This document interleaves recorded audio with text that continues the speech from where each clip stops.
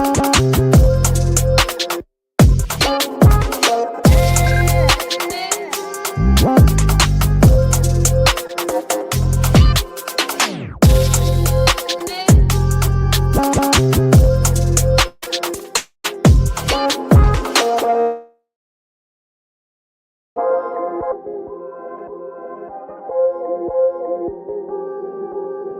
know who made it.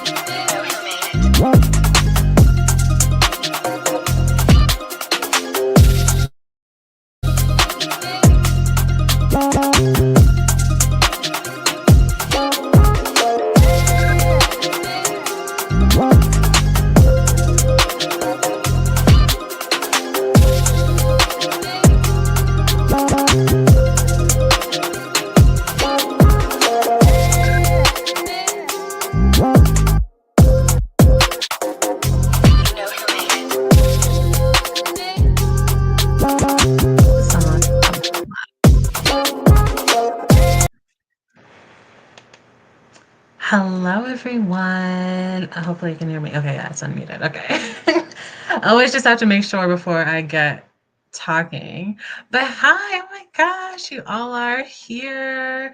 Hi, Meow. Hope you're doing good. Chantel, I love you. Hi. Hope everyone's having a good Friday. Hi, Pam. Thank you for being here. Andy, oh, you're here. Okay. I did message you. My bad. Euphoria. Hi, Euphoria. Hope you're doing good. Oh my gosh. You guys had so much fun last night, by the way, in the Discord. I know I messed up. With the day that show comes out, but I'm so happy that you guys stayed. And then we had such a good time. I don't know. I had a good time. Oh gosh. Oh. Big dog. You guys are so funny. How is everyone doing today? Let me not put my phone there so I'm not distracted. But right off the bat, my people, right off the bat, don't forget to like the stream. Please like the stream for me. It helps me grow. It helps the algorithm push my video out. So please like the stream. Don't make me threaten you. Got snacks? Check. Drink? Check. Oh, check. Let's go. I'm excited. I'm really excited. I have to remember to close that door. I'm really excited about today's stream. I feel like it's going to be, I'm going to try to not get upset because I know me. I know me. You did too. I'm glad you had a good time. Yeah. That War of the Roses show, I'm obsessed. I'm obsessed. Also, I have a new fixation that I have to show you guys. And last night I went to bed. Well, this morning I went to bed at anyways, I'm not even gonna tell you. I'm not gonna tell you. I was in my bed, ready to go to bed like a normal, responsible adult. And then I found this Instagram account and I had to watch every single video. I had no choice. It hooked me in. So I might save that for the end. I don't know. It's a lot. It's a lot. I can't lie. I'm always on some weird shit. It's never normal. Like the stream. Thank you guys. Squiggle Squad. Listen, I have things planned for the Squiggle Squad. Okay. Hi Sam. Hi Samantha. Hope you're doing good. You're the cute. You're the cute. Oh, how do you know? How do you know? I don't know. I think I've seen like almost everyone. I'm joking. I have no idea. Half of you, I don't know what you look like. We're all cutie patooties, though. I do think I'm the cutest, but I also am biased, and that's okay. You guys are so fun. Oh my gosh. Um, get upset, big dog. Say it with all your chest, big dog. What is? Are you okay? What's going on? It's too early. The stream just started. We're only a few minutes in. I can't be confused this early on. Okay. I actually do want to get started because you know me and you know my mouth and you know it don't shut up. So let's get started. For those of you who have not seen my Instagram stories, um, there is big news coming to the fashion industry, and more specifically to Tyra Banks. If you don't know, people have been on Tyra Banks's ass for, at the very least, 5 years, where it's like very public, but it's been longer than that. And of course, Tyra Banks is one of the most famous supermodels ever, and she had her show, America's Next Top Model, which I was obsessed with. That was my show. I really had it in my head I was going to be a model. And then I watched it and I was like, no, you're not. You're absolutely not going to be a model, actually. And that was okay because after I saw everything, I was like, you don't want to. But America's Next Top Model is known for being very, oh my gosh, I was going to say conservative. What's the word I'm looking for? Very controversial.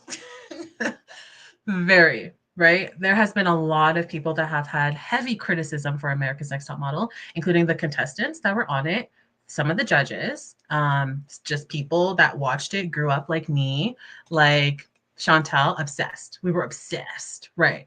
And all of that criticism, not 100% of it has been directed towards Tyra, but a majority of it has been directed towards Tyra. And that's because she is the face of the show. So that's how it's going to go. But recently, Yaya, if you don't know who Yaya is, actually, I didn't even get any photos of her pulled up. But if you don't know who Yaya is, Yaya was a contestant on America's Next Top Model. She was in cycle 3 and she was actually the runner up.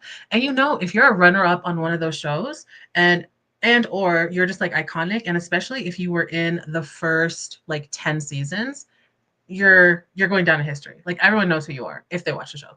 But I'll show you Yaya. I feel like a lot of people would recognize her. She had a very distinctive look even when on the show. I'm trying to find one from like back then. And all these photos are terrible, just terrible. Let me present my screen so y'all can see with me. Okay.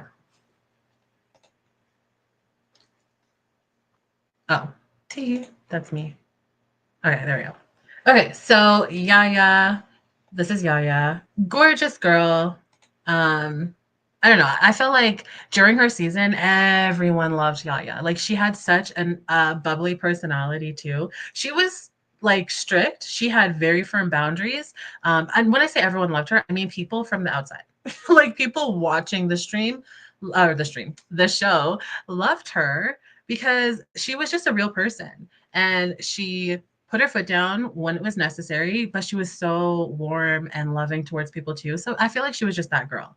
And I think that's also why she made it so far to be runner up.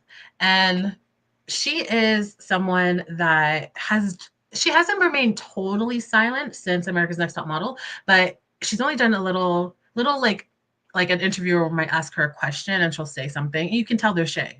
You can tell that she's like not totally happy with Tyra Banks or the show in general.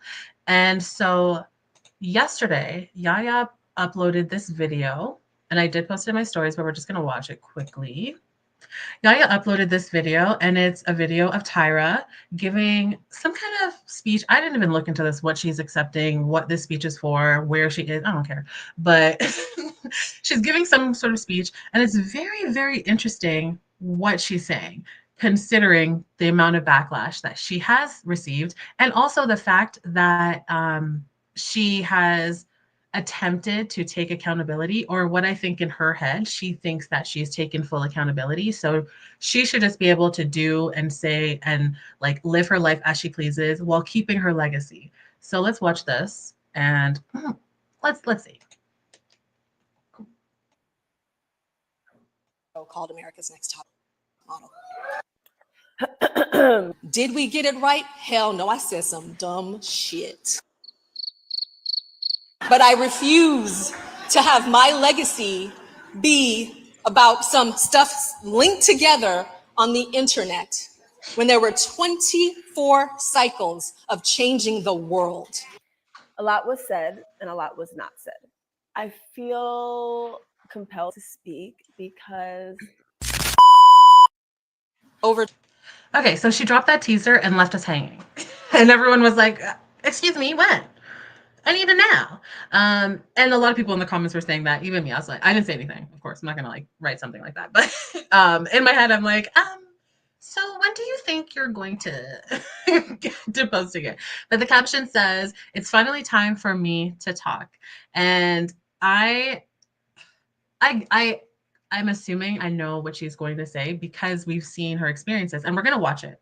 We are going to watch Yaya's experiences and some of the other girls. We're actually just going to cover a bunch of the most controversial and just worst moments on the show. And there will also be some funny ones too, because we're just going to do clips of them.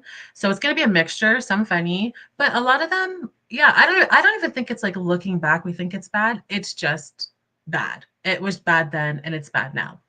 What is interesting about this speech that Tyra is giving, it's almost as if, and there's this trend where people who are called out and asked to be accountable for their actions or speak on it, you know, do something, they play the victim so easily. And Tyra gives victim in this. Like, I'm not going to let you guys tarnish what I've been working on for 24 years. 24 years. And Tyra's not wrong. That's a horrible still, sorry. Tyra's not wrong when she talks about the impact that she has made within the fashion industry. But while impacting the fashion industry, she also negatively impacted society and young girls and young boys, but especially young girls. And I don't really hold the fashion impact over people, real people. And especially when there are real people that were on her show that spoke out after to say, you know what, that show really messed me up. It's taken me years to get to a place where I feel comfortable with myself because of going on this one show. Right. And a lot of the times the contestants, their lives weren't actually changed. Right. If you're on one of the seasons, 24 seasons, and there's like what, 20 girls? That's a lot of people. And then later on they had men also. That's a lot of people. All of those people's lives were not changed. Some of them were changed for the better, but a lot they have come out to say that it actually really negatively impacted their life even afterwards because of how they were treated on the show that has all of these top fashion icons and industry people that have some of them have been blacklisted because of whatever they spoke out about that happened on the show. Okay, so that's what we're gonna get into. Let me just catch up on some of these comments because you know I can't do two things at one time. I am only one person. I am just a girl.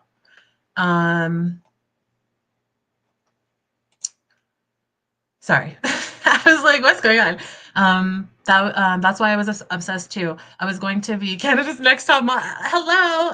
Listen, every time the girls would get up to practice their runway, why was I walking with them? I still don't know what a good runway walk looks like, but in my head, I do it every time, every single time, without fail.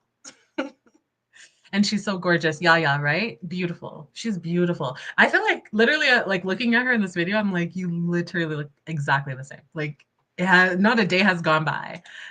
Go to the corner. Yeah, you're on one tonight. Go to the corner for 2 minutes. Okay? She is. She is. Hi, Ari. Welcome. Hope you're doing good. Thank you for coming.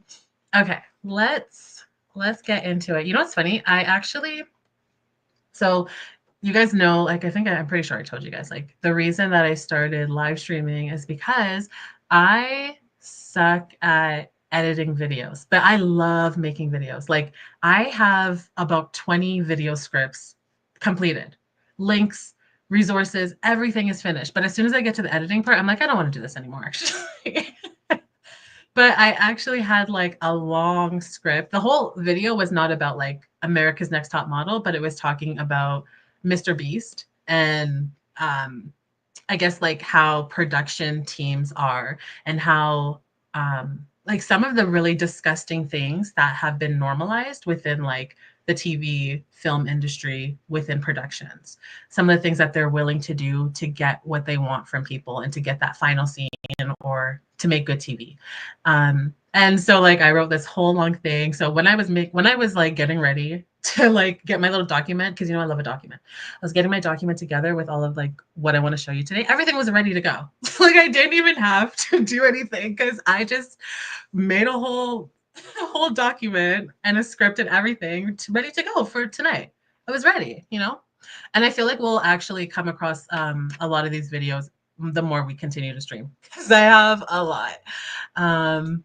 Me when I start a new project, literally, I just want to do the things that I think are fun. And then I want to give it to someone else. I wish that I could just hand it to someone else and be like, you make it. And it'd be simple, but no. Life can never be that simple. Okay. So let's start with a more lighter video. I don't want to go too deep into the darkness, although it's dark, so we can't avoid it.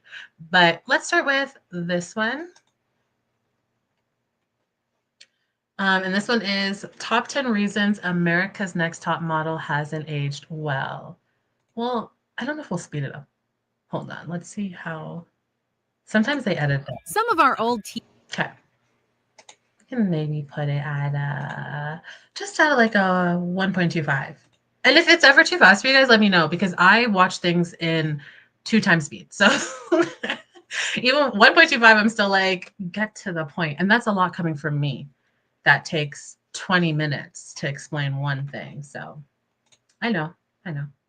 TV favorites are just dated. Welcome to Ms. Mojo. And today we're counting down our picks for the top 10 reasons America's Next Top Model hasn't aged well. For this list, we're looking at the main reasons why Tyra Banks' popular reality show hits different when watched today, from toxic behavior to downright discrimination. Number 10, Tyra's behavior. When people first watched the show in 2003, you took issue with Tyra's behavior. Be quiet, but everybody, be quiet! That's what is wrong with you. Stop it! I have never in my life yelled at a girl like this. America's Next Top Model was a novelty at the time, and it's possible people categorized certain issues as just part of the modeling industry. However, rewatching the series through today's eyes, you might find yourself interpreting certain incidents differently, with some critiques of contestants coming off as downright offensive. For example, this scenario where a girl was mocked for not wanting to fix the gap in her teeth. Okay, up next is Danielle. So Danielle, you went to the dentist, but you refused to have your gap closed. Do you really think you can have a CoverGirl contract with a gap in your mouth? Yeah, why not? This is all people see. Easy Reads Beautiful CoverGirl. It's not marketable. But Tyra Banks' behavior and her allowance of her fellow judges' behaviors are now being observed more closely. Well, I guess she just left the gap wide open for another girl, baby. I agree. The way I hated that comment so much. I remember watching this. I watched this episode and I remember being like, he did not say that. And the thing is, like, she's beautiful. And I think she looks so good with her gap. Like, I love a model with a gap. I feel like it just adds character to them. And for them to be so, like, they're showing the clips of when she came back from the dentist. Before she went to the dentist, they were pressuring her to go to the dentist to fix it and making it sound like, oh, aren't you lucky? Like, we're going to pay for it for you. As if everyone in the world just wants to have, like, the exact same perfect veneer teeth looking. Like, oh my gosh, if America's Next Top Model was running today, they would all have veneers. I'm just saying. They absolutely would. And the discounted ones. They're cheap. They did used to say the most hilarious, like heinous. Oh my gosh. the brain is it needs a minute. Heinous things ever. And I at the time, like there was definitely comments that I could recognize that like, oh, this is I don't think that's appropriate. But there was a lot that I was like, just went over my head. I was also not the brightest child. Anyways, let's continue. Particularly striking is the way Banks treated the show as the ultimate gift to contestants. Case in point, the infamous Tiffany incident. I was rooting for you. We were all rooting for you. How dare you? Learn something from this. Number 9, shading the intellectuals. I admire your intelligence. I think you are so smart. But one thing with that intelligence is it can intimidate people. And there's a way to use that intelligence in a way that doesn't feel like you're maybe putting down other people or sounding derogatory. America's Next Top Model included contestants from all walks of life. Plenty put off their studies or plan to continue their studies post-show. Many who were pursuing this path were discouraged from education as a primary focus and instead pushed to put all their attention on a modeling career. Cycle 1 contestant Elise was subjected to this, as she planned on going to medical school and was called uppity for her ambition. I know that medical school is hard work. How could I possibly not be aware of that? And secondly, how dare you imply that I'm uppity because I want to be a lifesaver and you don't? Then there was Cycle 19, where all the contestants were enrolled in higher education, which served as a sort of last chance platform to launch a modeling career rather than continue their chosen educational paths. Tyra, you won 4 challenges. That is amazing. You know what that means? If you win America's Next Top Model, that's $40,000 extra for scholarship money for you. Number 8, personal tragedy as entertainment. And you know what? I do think that like it is very weird that they were basically saying this, don't be smart, especially like, okay, Tyra always says how, you know, she helped the fashion industry progress. And I do think that she did. However, it's like it started off as such a bad place, like horrible, like disgusting. Like everything was allowed basically. They already looked at models as people that are just beautiful, right? And as much as there's like pretty privilege, there's definitely people that look at people that are attractive and think they're stupid, right? They're an easy mark because, well, they're so dumb. Like I can just get one off on them. And I do think that that still was happening there, where it's like, you're becoming a doctor. Why would you do that when you can be a model? Like, and also I do think that they didn't like when people would question them or talk back. And even in the other scene when she's yelling at that girl, like, we were all rooting for you. I don't even remember all of the details, but I feel like it was not that serious. Like, I feel like whatever she did not warrant all of that. Tyra needed to relax, but she was up on one for real. And I feel like it's because that girl would always talk up and speak up and say things when she didn't feel comfortable with things. And they hated that. All of the judges, not even just Tyra, all of them hated when anyone would speak up about being uncomfortable, about not liking their new hairstyles, their makeovers. I don't feel comfortable doing this challenge. Like, you're going to be in trouble then. You're probably going to be in the bottom too if you speak up, which, like, why is that an environment we want to create? Right. Unfortunately, everyone loves a good sob story, and it's a core aspect of all reality TV. I just can't get this whole kiss thing out of my head. It was deeper to me than just being gay. I feel personally uncomfortable with intimacy with men. America's Next Top Model seemed to take advantage of some contestants' personal tragedies. In a few instances, the show seemed to force certain models to face their demons, seemingly for the sake of so-called good TV. I was completely shocked. I don't know if I can handle this. Just take Cycle 4 contestant Kaylin, who found out that a childhood friend had passed away while she was filming the show. Today was probably the worst day I've had since I've been here. You know, I find out that one of my friends at home has died. It's really hard to have a friend just ripped away from you and you not even see it coming. She questioned her. This, I don't know if any of you remember this. This makes me angry. Right now, I already feel myself getting extremely angry because this young woman, she just lost one of her high school friends or her childhood friends. And I can't say that the show intentionally is doing anything or did this, but it would be a hell of a coincidence. It would be a hell of a coincidence. The same week that she lost her childhood friend, the photo shoot concept for that week was to be buried alive. Now, please tell me that. Am I overreacting to think that they knew that and then they did that on purpose? And I have even more to back up why I believe that they did it on purpose. But I feel like saying that is like sounds crazy because why would anyone do that? But I 100% believe it. Yeah, Yeah, yeah, like literally, I felt like she thought that she could just create people. Like, oh, I love your look. I scouted you, or you came and we picked you and blah blah blah. But we're gonna change everything about you. We're gonna make you British now. You close your gap, but you were gonna make one. Like, like that's what it was giving. It was because Tiffany had trouble reading and didn't want to read the cue cards. Okay, that's why she snapped at her that day.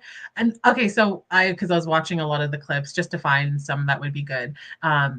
And I remember she was like really defeated when she was reading them, and she was just like, I can't do this, I can't do this. And they're like, yes, you can, like, just do it. But I feel like the way that they were comforting her is not comforting. Like if I'm overwhelmed and I'm already anxious and nervous, having someone just continuously tell me, do it, do it, do it, actually does not help. It actually makes it a lot worse. But I don't know. She literally just didn't cry because she was getting sent home or something like that. Oh, no, no, you are right. You're 100% right. She was in the bottom two, and Tyra picked the other girl, and then she was like getting ready to leave. I literally, it's all coming back. She was getting ready to leave, and Tyra was like, come back here. And then she's like, look at you standing there like this is nothing. Like this isn't nothing. You lost that opportunity. It's like, girl, you're mad because I'm not upset enough. We were rooting for you. So why didn't you just pick me? Damn. It wasn't that serious. I just can't read. It's okay. Like so dramatic. And for what? Oh my gosh. Oh, this girl. Yeah.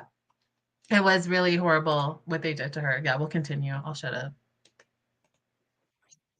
Her strength and was then faced with an inappropriately timed graveyard photo shoot, during which she was encouraged to use her tragedy to get a good photo. I want you to channel all your energy into this. It's acting. I want you to even take all your nerves, take all of that and turn it into just like anger. Despite her objections, can I just say, even without someone passing away, I don't want to do that. That's horrible. Why? Cycle 15 contestant Kayla was pressured to kiss a man during a shoot, despite her anxiety towards men as a result of sexual abuse trauma. When I was 11, I was sexually assaulted. And this whole challenge freaks me out. I don't want to kiss them. I don't want to interact with them. They scare me, and I really don't want to do it. Jameson, not just a smooth whiskey, but a huge... No free advertisements here. Well, you'll see it, but you won't hear it. Yeah, they absolutely knew. I mean, so okay. I guess what I was asking or implying is that they did know for a fact that her friend passed away because all of their calls are monitored and all of that. And they don't have cell phones. Like they just use like the house phone. And then if anything happens, like producers pass the news along to them, like if something bad was to happen at home. So they knew that this happened to her, but in my mind, I'm like, okay, did they already have this photo shoot planned? Or do you think that they were like, oh, her friend died? Let's do the photo shoot in the graveyard. Let's do the photo shoot in the graveyard. That's what I think. That's what I think they did. You couldn't pay me. You couldn't pay me either. It's not worth it. That's why I said, once I saw the show, I was like, I don't think it's fun, actually. Like every week, everyone is crying. Someone wants to go home, even when they're not sent home. Someone wants to go home. The girls are fighting. Everyone hates each other.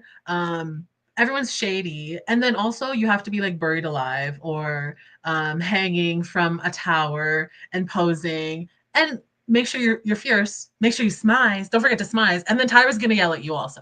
So like, I don't do well with people yelling. The sexual abuse trauma was so unacceptable, beyond. Making that woman, forcing her to kiss someone for a photo. Are you dumb? Are you dumb? And not for anything. There's no reason or justification that I'm like, okay, like that's just really important. But a photo that you're controlling, like you're the one that has this concept. Just change it. Just change it for her. It's not that serious, please. I don't think anyone was at home like, oh, she's not going to kiss the guy? I'm turning this off. Like, no one cared. No one cared. But to force her when she's telling you, I am afraid. She's not even saying, like, I'm just uncomfortable, which is enough. If someone tells you they're uncomfortable, that's enough. But if someone is like, I'm really scared, men just scare me. And, you know, if she's saying that, and I'm pretty sure that they did on the show that she did talk about some kind of experience that she had, but that's usually not for nothing. That's usually because you had some kind of experience with a man that was not good, and then it left you feeling like this. So why are we just pushing her to do that? And that's only the beginning. That's light, sadly.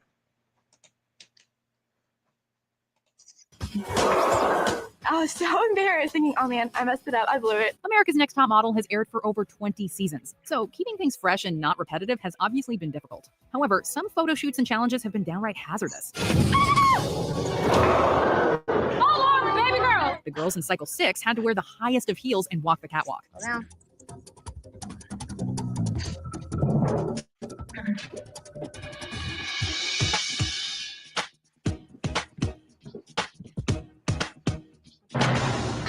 Contestant Kari was eliminated after falling repeatedly, and Danielle actually sprained her toe because of the ordeal. Are you okay? Other challenges have included posing in frigid. I hate watching that. Those clips go viral all the time with the girls falling. And you know what's even okay, you know what's the shade of it all? So around the time that they did that challenge with those big heels, Naomi Campbell wore those exact same shoes on a runway in a fashion show, and she fell. And you know that Tyra Banks and Naomi got a lot of beef. They do not like each other. And you know, when I was younger, I used to be like, oh my gosh, like Naomi's mean because she was scary. And like from everything that Tyra said about her, I was like, oh my gosh, like horrible. And mind you, Tyra had her own show. So she was able to say whatever and whatever she wanted and be very shady all the time. But then I watched some things back and I was like, oh, I think it was Tyra. I definitely think it was Tyra. Not to say Naomi's an angel because she definitely has some issues, but the fact that you made a whole challenge for these girls to go almost break their legs and their ankles in because your enemy fell. I don't know. It's weird. It's very weird. Pam said she made them pose in the same ocean in Thailand. Okay, that's what I was reading before. That the tsunami happened and didn't care when the girls were breaking down. I never even knew that. Like, I don't think I'm trying to think, were there moments of empathy where someone was like, this traumatic thing happened, and then Tyra said, let me hug you. I understand. It's okay. You're just a little girl. Like, no. They were just like, get up on the runway. You think we pay you to be a human? No. You're a doll. You're our doll. We can do whatever we want with you. Like, that's how I feel. Yeah, I wouldn't put it past them, honestly. Yeah, okay, yeah. And there's some more information why I heavily believe that, but we'll get into it soon. It seems like the NDAs are ending. Yep, maybe they'll maybe they'll find a way to file a suit for trauma. Well, I wonder if the NDAs also like if there's any timelines within it, because you know some places have laws against how long you have to press charges or to sue someone or whatever it is. Obviously, like for a lawsuit, I don't think there are any timelines. I don't know, but maybe that's in the NDAs too. I have no idea. I would be so interested for like when people start really talking. Once people start talking, then the contracts will be shown, or the NDAs and the contracts and everything. I feel like we'll eventually have full access to that, and I really want to know what was in those contracts, because the fact that you've had 24 seasons and there's probably been around six maybe six girls that were on the show, contestants of the show, that have spoken out of that many people, like they're scared. But I also know for a fact that, I mean, I should not say for a fact. I know for a fact, but allegedly. Okay. I don't know exactly who is behind things and who's doing things, but I know that the people that are attached to America's Next Top Model and Tyra Banks work very hard to protect the image of the show and Tyra. And behind the scenes, they get people's accounts deleted, allegedly. They threaten people, allegedly. They control things. They get things wiped off the internet. They get people silenced. So, and that's still till today. This is not even like, 15 years ago. Like, this is till today. So, and that show is it's hasn't been on air for how long now, right? This is not something that's like has been consistently modern. Like it's had its peaks here and there. But for them to be constantly on it, like I'm afraid to know what else there is, you know? But sorry, I'm talking. I'm talking. Waters, hanging from building rooftops, and walking on a number of unstable runways. I take my first step and I was like Gumby on a conveyor belt. Number 6, pressure to be nude. In more than one season, contestants had to pose nude in at least one photo shoot. Robin, you were supposed to have a nude photo shoot. We don't have a photo for you this week, and why is that? I didn't want to feel uncomfortable. My body is mine. I just didn't think that, that is what I needed to do in order to get ahead. However, the competing models were not all comfortable with the idea. Cycle 7's very first episode featured a nude photo shoot in front of all the other contestants. When the theme was announced, the crowd was visibly divided, with some girls excited and others shaken. Today, girls are going to be shooting nude.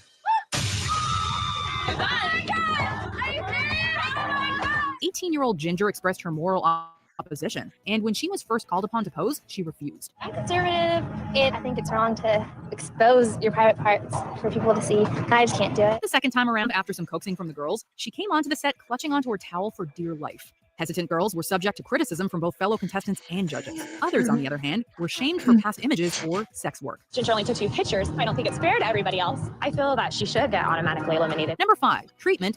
That's also crazy. She was 18 years old, being pressured to get naked in front of a whole bunch of people she doesn't know. Forget being conservative. She's 18. And I don't know, I can't remember exactly what the wording that they just used, but it is very interesting that they like pressure these girls to be so comfortable with being nude and naked, but then shame them when it comes out that they've done nude photo shoots previous to this, or they've escorted before. And one of the contestants actually sued the show because they said that she didn't win. Like they sent her home because it came out that she was an escort. Sorry, let me just clear my throat.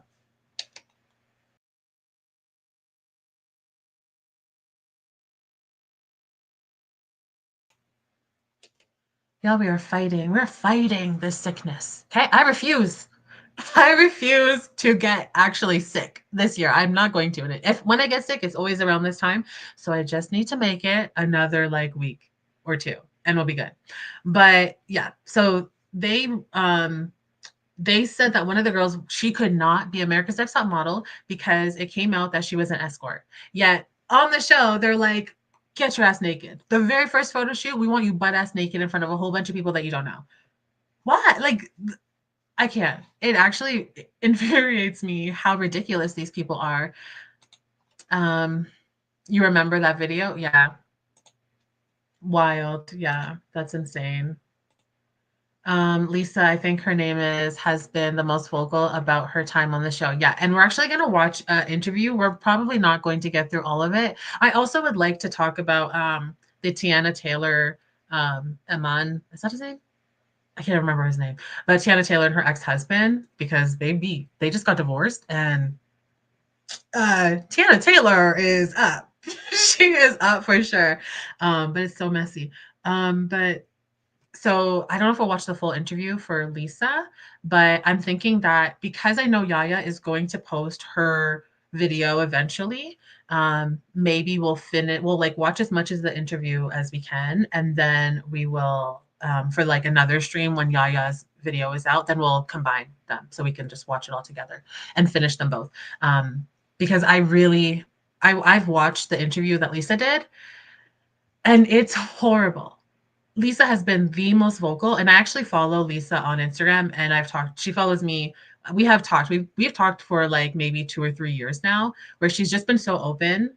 And like she has her ways, let's say, and I don't expect everyone to agree with everyone, but I think that like someone that has been through so much and has been so traumatized, then to be heavily exploited and then continuously allegedly stalked and harassed and traumatized over and over and over again for years, it's like, okay, I have a lot of grace for her. So we'll definitely get to that, because I think it's important that we listen to the stories that are out there that we can still cover, because some of them listen, some of them, they were here before and now they're gone. Even some of them, as soon as the lawsuits are over, like we don't even know how some of the lawsuits ended, because as soon as they're done, it's like a part of the agreement that like all of everything that they've talked about has to be removed. So we just get what we get. Of disabilities. America's Next Top Model has had more than one contestant with a disability. I have a degenerative disease, retinitis pigmentosa, and eventually I will be completely blind. However, the show made no concessions for these individuals and often seemed to use said disabilities to create drama. Cycle 3's Amanda Swafford revealed she was legally blind and had a degenerative condition. Never look down. Do you wear glasses? Do you wear contacts? I have an eye disease. I'm legally blind. I am assuming in around 5 years I'm going to be completely blind. She was told she would have to find some ways to overcome it in order to continue in the modeling industry. Nonetheless, this is something you will have to do, however you can overcome it. Cycle 9's Heather Kuzmic was revealed to have Asperger's syndrome, a condition on the autism spectrum. Asperger's syndrome is basically like it's described as a mild version of autism. It also includes the person being very awkward in social situations. The other girls in the house clearly bullied her, although Kuzmic has said there were also civilized exchanges. Heather, I think her disability gives her a lot of leg up. She gets a big pity call from everyone, and I don't know if she deserves it. Number 4, normalizing toxic behavior. And that's another thing too, like even just the treatment between the girls themselves, it's like, what? What are you guys talking about? And like, okay, it's maybe a different time, but no, ridiculous. They said you clearly ain't no hell. No, for real. They said, girl, get it together. Blind, I don't care. Figure it out. Have you tried getting your vision back? Did you see if that's a possibility?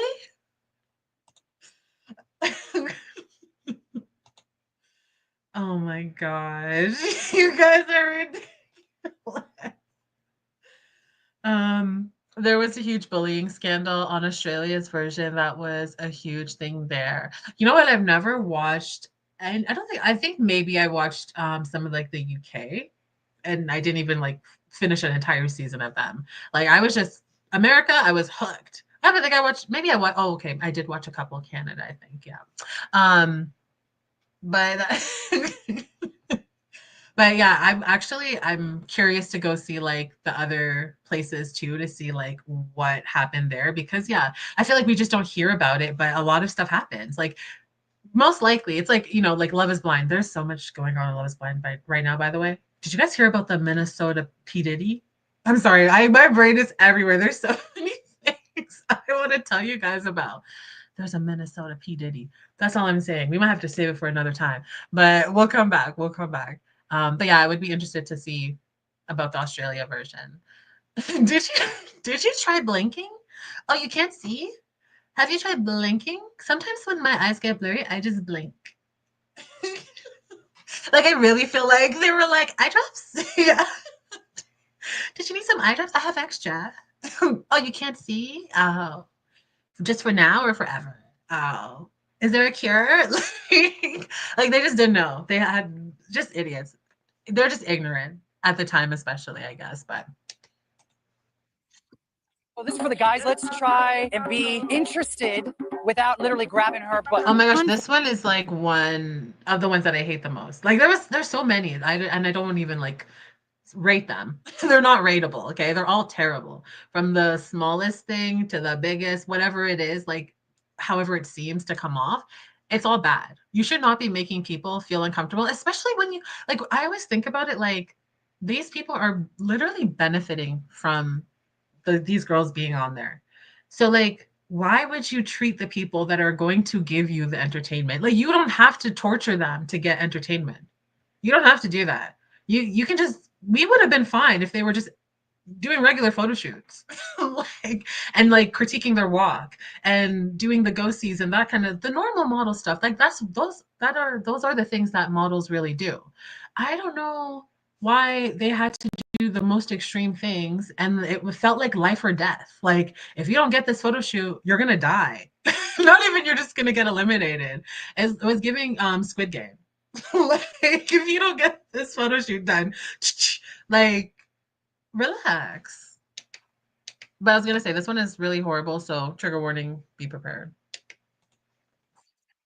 Unfortunately, the kind of negative drama that makes for entertaining television is not necessarily healthy for those living it. America's Next Top Model leans into this, as many contestants endured inappropriate behavior over the seasons, only to be told it was part of the industry. Cycle 7 contestant Jada hit an emotional roadblock when she— Did they not talk about it? Hold on, I'm like, did I miss? I know that I get distracted easily, but like, did I miss that? Number 4, normalizing toxic behavior. So this is for the guys. Let's try and be interested without literally grabbing her butt. Unfortunately, the kind of negative drama that Okay, makes for so they entertaining just like roughly cover it. I have another video that goes into more detail, so we can save it for then. It also, like, this was the lightest video I could find. This was light when it comes to like talking about the most controversial moments, let's say. But there's another one that really goes into the details about the things that have happened. So we'll get to that. television is not necessarily healthy for those living it. America's Next Top Model leans into this, as many contestants endured inappropriate behavior over the seasons, only to be told it was part of the industry. Cycle 7 contestant Jada hit an emotional roadblock when she had to film a commercial that required her to kiss a racist male model. First of all, you can't cry because we don't have time to fix your makeup. Sorry. Jada did actually kiss him, despite her trepidation, only to be criticized for her performance and eliminated. Cycle 4 contestant Kenya was subjected to sexual harassment during a photo shoot. Trying to get into it, and I hear Martini moaning. I feel him like breathing on me, touching me, and it's not comfortable at all. Following this, she worried about whether or not she hid her discomfort well enough during the shoot. If that's part of the industry, America's Next Top Model had a big enough platform to push for that to change. I know that it's not about being comfortable, but there was a line that I feel was crossed. And I hope that doesn't come out in my picture when I go to panel. Number 3, LGBTQ discrimination. America's Next Top Model did include diverse contestants over the seasons, many of whom were part of the LGBTQ plus community. I'm having a fun time. I'm meeting a lot of girls. But Isis, I thought she looked a little manly. However, they weren't always met with acceptance by fellow models and judges. Isis King of Cycles 11 and 17 was a transgender contestant on the show. My mind was like, what, girl? Ain't this supposed to be a girl competition? How did you get through the door? Though she was met with a mostly favorable response from judges, her fellow contestants did not quite accept her and could be seen laughing at her or pointing out the alleged unfairness of the situation. If I have to get along with Isis, I will. But then again, if it comes between me and my goal, I'll stomp that man right out of the competition. And their jeers were aired with no apparent repercussions. Cycle 1's Ebony Haith was the first openly gay contestant on America's Next Top Model. Fellow contestant Robin Manning created tension as she was deeply religious and opposed to Ebony's sexuality. I don't personally agree with So why are you becoming a model? I'm sorry. First of all, going back to Isis, Isis was beautiful. Isis was probably one of the most beautiful women on that, not even season, on the show. I heavily remember her. And they did her so dirty. And not even just the other contestants, the judges, like they were constantly telling her. And like this was something that Tyra would constantly do. She would always do this. You need to feminine up. But she only did this, as far as I noticed, with Black women and when she would cut women's hair. Like short, because you know they were scissor happy on that show too. Every makeover, someone was getting a pixie cut from like hair down to their butt, and then they're like, we're gonna cut it all off, like just to traumatize them. But they constantly would tell Isis like, you need to stop being so masculine, and it's like, why even open your doors to have someone that is a trans woman on your set, on your show, if you're not even going to at least try to be inclusive of them, to cater to them, to make sure that they're comfortable at the very, very least. But then again, why would they make sure that Isis is comfortable? Because they didn't worry about anyone's comfort. I just answered my own question. This is why I talk out loud. Yeah. Yeah. Ridiculous. Yeah, they were bad. They were horrible. Why did they do the most to traumatize these girls? That's what I want to know. So I was gonna say it for them, but we can just talk about it now. Whatever. We'll just talk as it goes. But so from what Lisa has shared, and some of the other girls have actually backed this up in support of her after she came out to talk about her experience.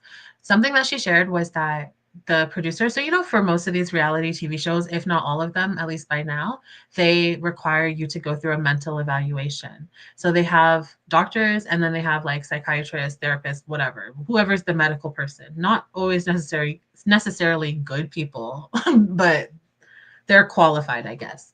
And Lisa shared that they would find out the things that you're traumatized by, all under the disguise of like, we just want to make sure that it's safe for you to be here. It's safe for you to do the competition. it's safe for you to live in the house with other people. But then they would purposely try to do things and say things to the girls in between scenes. So they'll like just cut it out, but it will like something will happen. So for example, Lisa shared a story about how I think they were doing like some ghosty thing, or I can't remember what they were doing, but all the girls were out somewhere and they were supposed to get on a bus and leave. And all of the girls got on the bus and left, and Lisa got left behind. And Lisa had shared with the doctors or the therapist there that she had severe trauma from her mom leaving her as a child. And like they, after the girls left, the producers asked her, how does this make you feel? Does it remind you from when you were a child and your mother left you? When I heard that, I was like, oh, you're evil. Oh, you need to go. You need to go. Because what? Why would you say that? Mind you, at the time, she's like a 22-year-old girl. Like what the actual fuck? Had she had not been through therapy to heal through those things, she didn't work through those things. She's living her dream, thinking that she's gonna become a model. And actually, she has had like a really good career for herself. But like they would purposely use their traumas against them and then put the cameras in their face. And that's not even the first. There are so many times that the girls would come out and say like after, where they're like, oh, like I looked terrible on the show, or I looked so dramatic, or it looks like I was always crying, but you guys don't know that behind the scenes they were poking fun of me about this, and they're triggering me about this on purpose. They're purposely triggering them for TV. I'm like, that is actually disgusting and evil. And there's nothing, there's no kind of, that's why I'm like, there's no justification. There's nothing Tyra can say. And I'm not solely blaming Tyra for this. Tyra is one person in a web, a very, very, very, very, very big web. And she's not even someone that held the most power in that web. There are people that definitely were calling the shots, but how do you feel comfortable standing up there on this platform, on that stage, being like, I'm not going to allow people on the internet to tarnish my reputation, the reputation of traumatizing people? No, I think we should talk about that. I think that should be included when we talk about your reputation, along with Janice Dickinson and Miss J and Nigel and whoever else, the high-end producers and the top executives, all of those people, every one of those people should have their names tarnished. They should, like, that's one of the most disgusting things I had ever heard. Isis understood modeling too. Yes. Isis always had the best photos. Always had the best photos. I just remember being like, she's that girl, literally. And the only reason that she didn't go further is because that she was trans. And first of all, I didn't even know why was it even like a topic of discussion on the show? Because I remember it was like the topic of that season, the only topic of that season. And it's like, why? Is she here to model or not? Like, that's all we care about, I think. That's terrible. Yes, it's horrible, Andy. She's beautiful and did not deserve that. Yeah. I'm assuming that was about Isis. Yeah, absolutely. What the fuck? Evil. Yep. Nasty work. Evil producers. She was trans. She was homeless too. They were just doing her girl dirty. And they knew that. Of course, the show knew that too then, I'm assuming. Oh, they had to have known. They had to have known. They're so evil and wicked. Okay, we're almost done this video. I will shut up so we can get through it. And then I have other stuff to show you. We're already, oh my gosh, an hour in. It doesn't even feel like an hour. You tell me why you don't agree with it? I mean, just because, I don't agree with, lesbian and gay relationships. But, I mean. The next Lotto Max jackpot is an estimated $40 million. What are your dreams? I founded my own coffee company. Grown on the side of our own mountain. With our faces on it. Get your Lotto Max tickets today.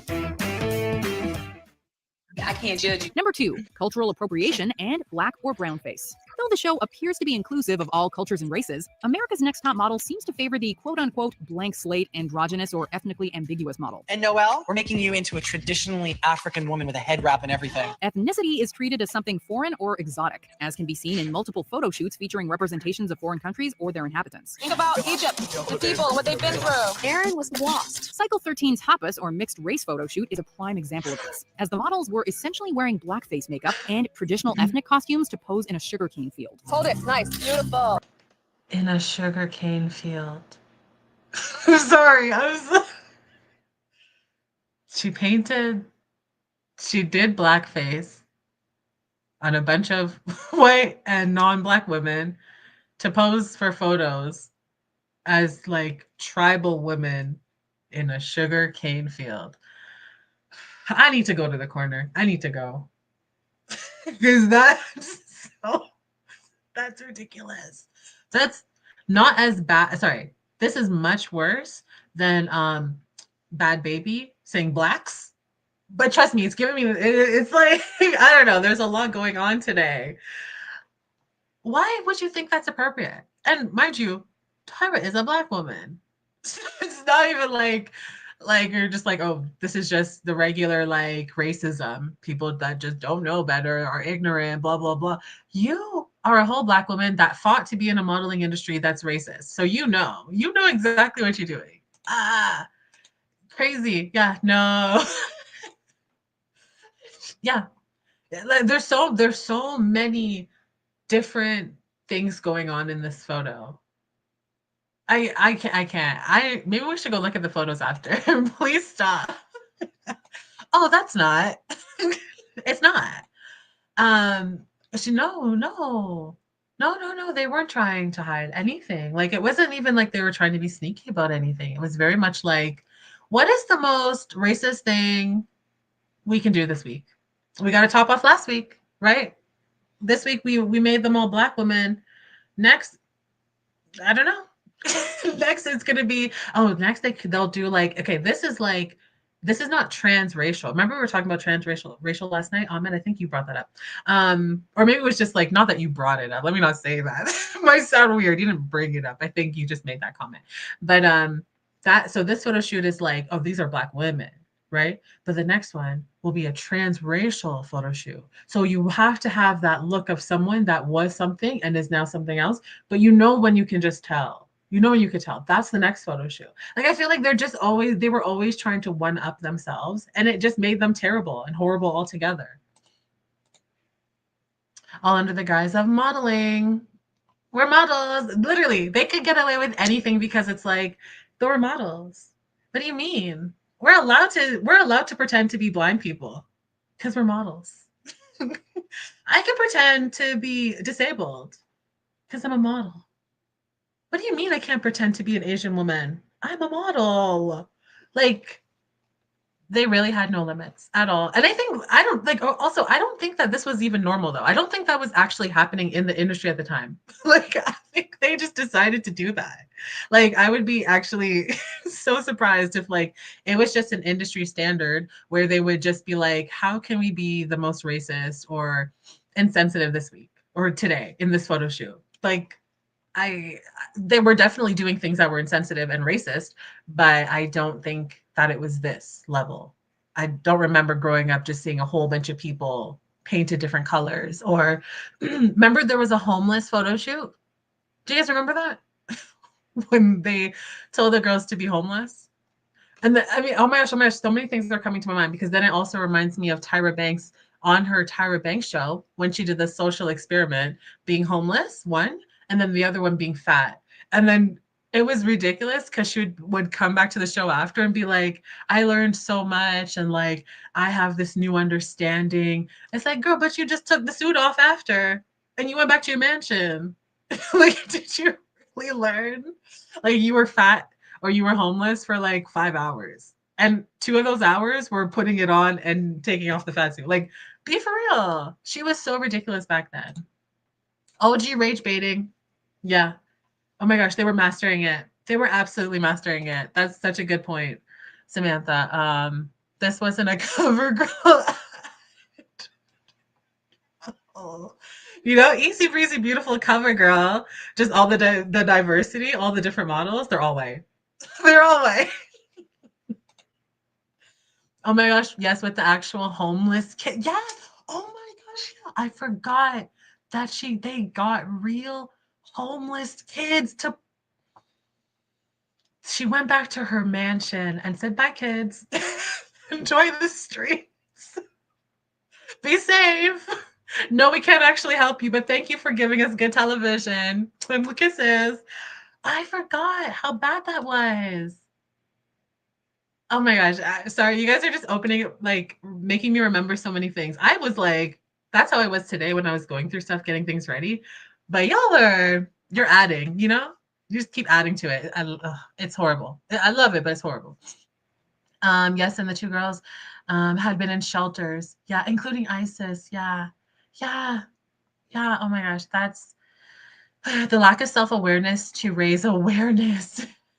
She mastered it. Oh, she actually did. Because that was like a lot of her reasoning for wanting to do those things. Like, oh, well, like it helps raise awareness and like this is a real thing happening in America. This is really happening. And it's like, yeah, it is. But like, do we think that hiring a bunch of conventionally attractive people to make them look a certain way helps bring awareness to that?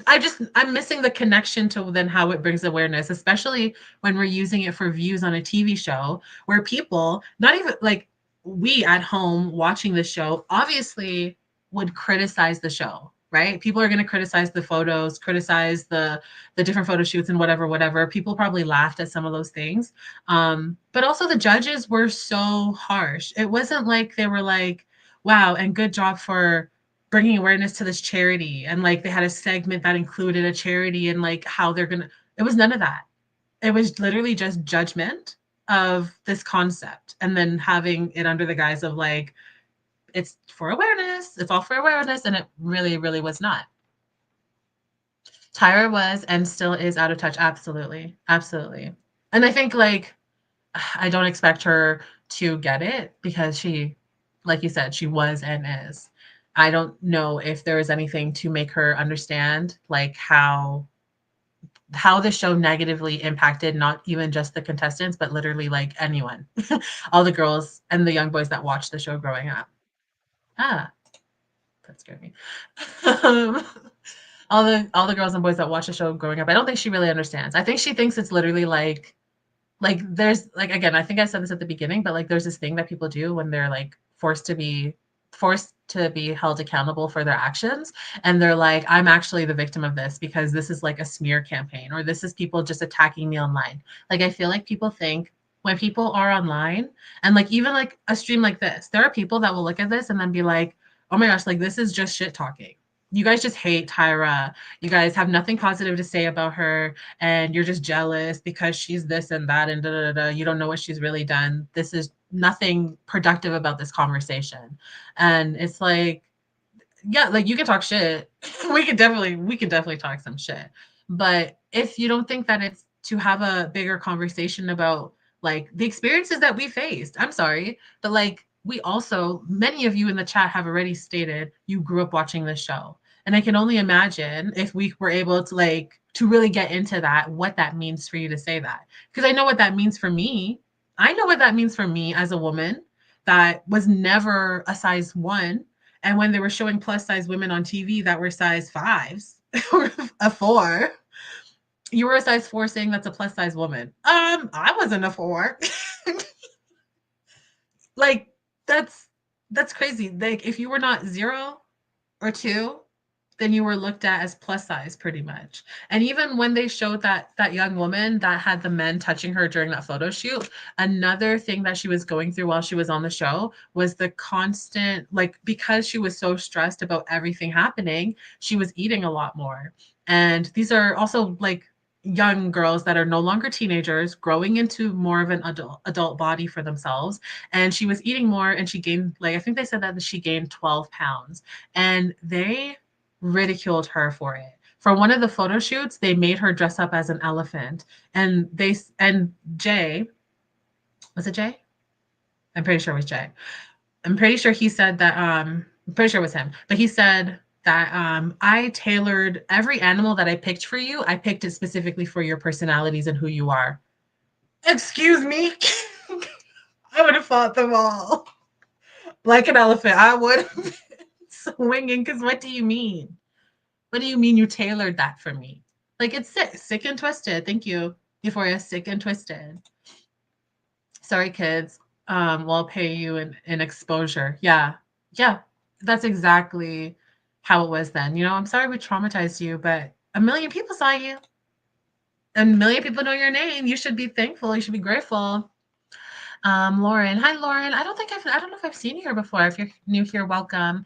At least they didn't force little kids to be in this one. Yeah, like like the other race swap episode that I think was supposed to sell milk. That does sound very, very familiar. Okay, after this video, I'll probably start playing another video, and then I'm gonna leave you guys for a minute. I'm gonna put someone in charge though. Someone's gonna be in charge. Andy, no, Chantal. Chantal, you're in charge. I have to get water. I'll let the video play, and then I'll try to find that, because that does sound very familiar. And I am glad that they left kids out of the majority. I can't really think of too many episodes or seasons that they had like a bunch of kids there. So I'm happy at the very least for that, right? when we're celebrating like non-wins, really, like at least they didn't go the extra mile to also harm children. Only the children at home watch it. They had catering, hair, makeup, and said, "None for you little homeless." No, I don't remember that. That's horrible. None for you little homeless rats. They did not say that. Okay, we have to let me write these things down. Hold on. You guys are saying too many things. I can't. That's actually insane. Like watching a white woman in blackface toting around a little black boy, like an accessory. Okay, no. Now I absolutely remember that. I absolutely remember that now. They were sick. They were sick. They were sick. Yeah. Justice for her. Justice for all of them. For real. Oh my gosh. Okay. I'm going to play this video. Chantal, you're in charge. Don't listen to her. Don't make her have to threaten you, put you in timeout. I don't know what else will we do here yet. I don't know. Nicely, though. I know this is probably not a good... Maybe it's not good to continuously joke about threatening you guys, but I enjoy it. I'm going to get water, so I'll be back. Oh, I don't even know this girl is. Who is this girl? I don't even recognize her. Cycle 3 contestant Yaya DaCosta fought for her right to represent her ethnicity in an authentic fashion, only to be criticized by judges come panel time. There's a different way of explaining yourself and being defensive, and you're being very defensive, and it's not attractive. Just because we had to talk about, Afrocentricity before, and it's kind of misunderstood. Before we continue, be sure to subscribe to our channel and ring the bell to get notified about our latest videos. You have the option to be notified for occasional videos or all of them. If you're on your phone, make sure you go into your settings and switch on notifications.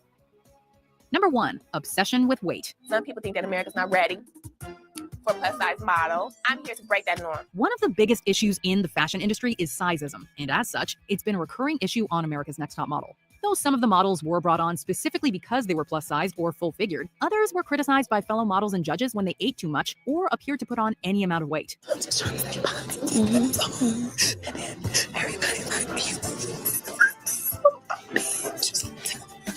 What's more, in more than one instance, skinniness was equated with healthiness. I think the biggest concern with Cassie for me was the size of her hips. I just want to measure your thighs just to see where we're at.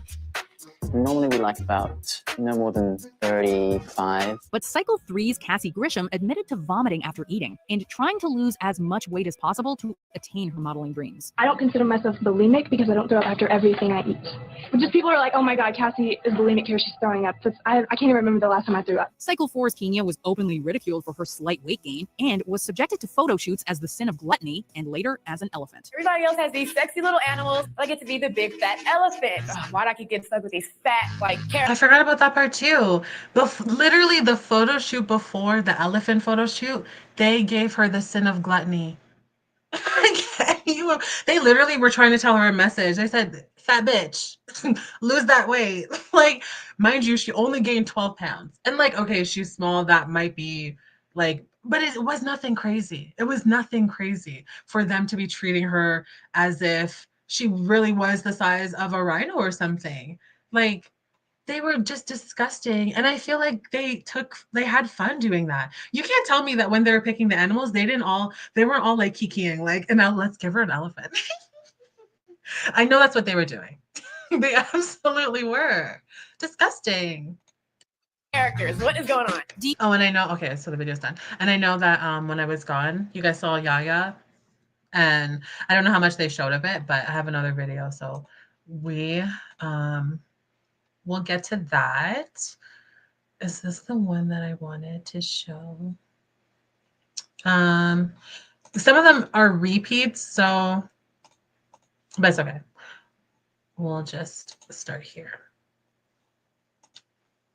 But yeah, with Yaya, they were like really obsessed with her in a way that was like they kept telling her that she was trying to prove her Africanness.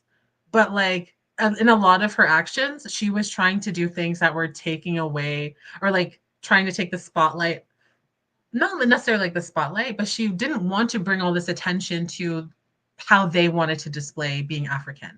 Because how they wanted to do it was very gimmicky, was a performance, was like very cheap and like white people pretending to be African. Right? And she felt offended by that. Of course she would. Right? She's proud of her heritage. And for someone to be like, we want you to wear these like costumes to represent who you actually are. I wouldn't want to do that either. It's like as if, okay, like I'm Jamaican and I could only imagine like if someone was like, oh, let's do a photo shoot with you in this like Rasta hat with fake dreads. Are you dumb? Are you dumb or are you dumb? Like I need to know now. Because why would you ever think that's appropriate? But I have been in situations where people thought those things were funny and would joke about it with me, knowing specifically that I'm Jamaican and that's why they're joking about it with me. Like, okay, we're going the corner. And Auntie is Jamaican. Just before anyone gets at him, he is Jamaican. But still, the corner for you. And I don't want to hear any talking back.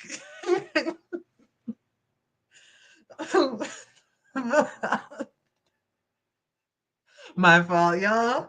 As if you didn't know. As if you didn't know. And do it on purpose, please. The audacity, right? So ridiculous.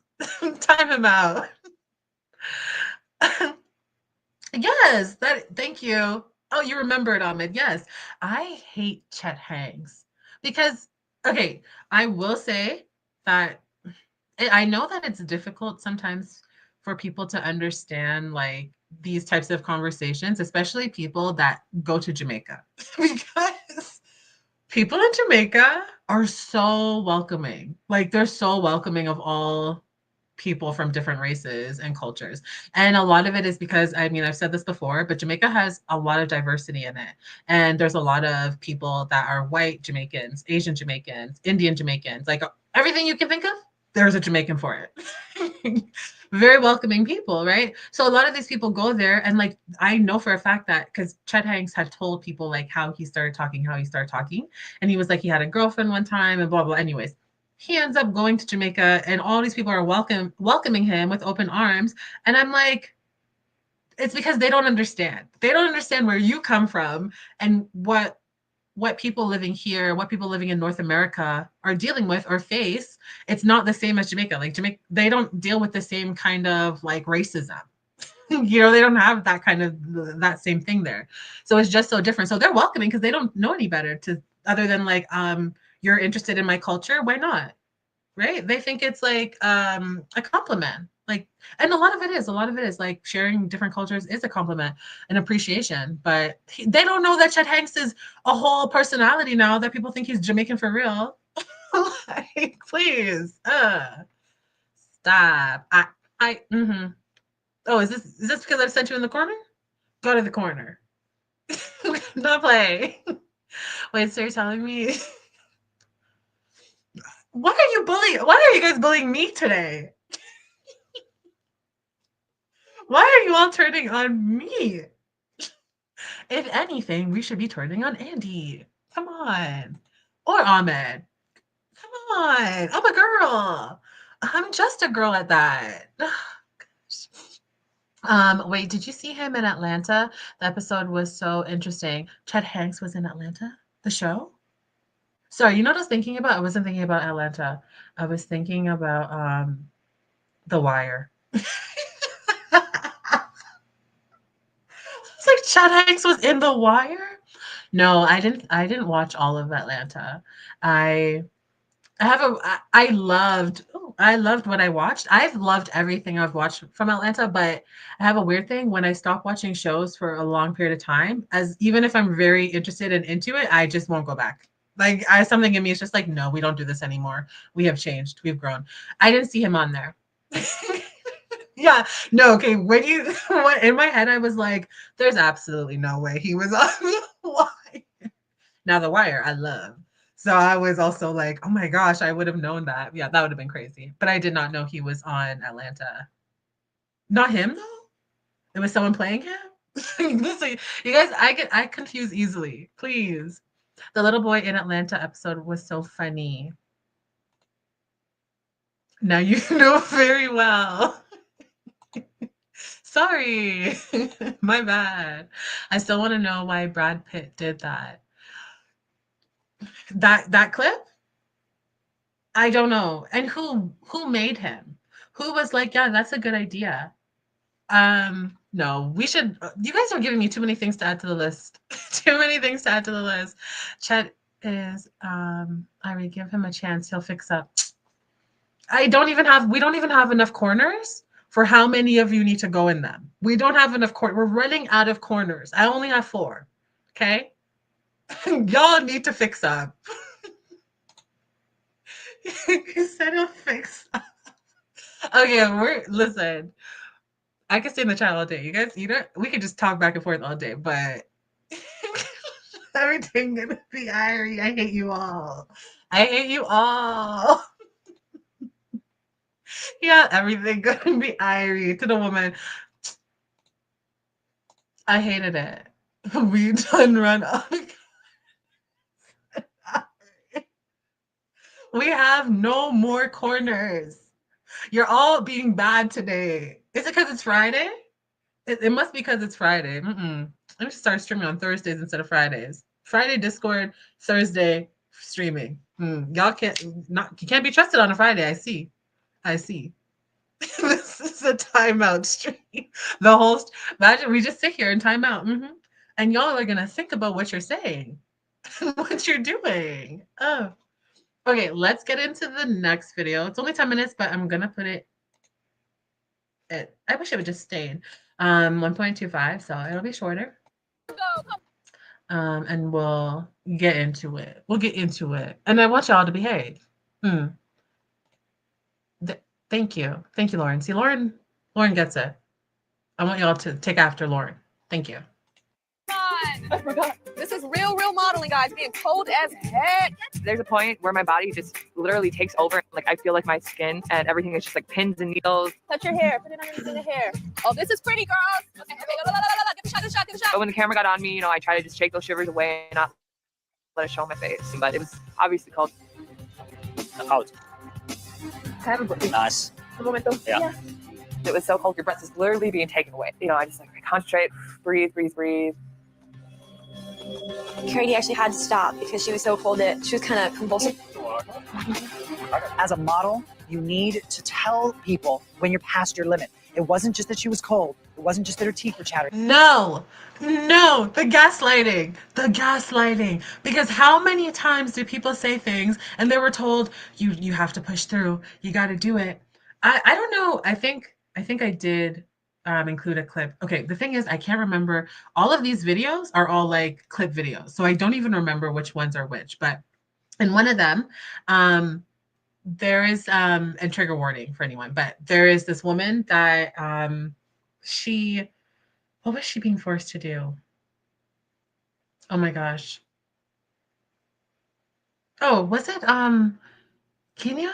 Was it Kenya? Oh my God, there's so many situations I literally cannot even remember. But I remember him, specifically Jay, saying, oh, people here, like time is money. And, you know, a lot of people's jobs are on the line. When I think it was Kenya, when she came up to talk about the guy touching her and how uncomfortable she was.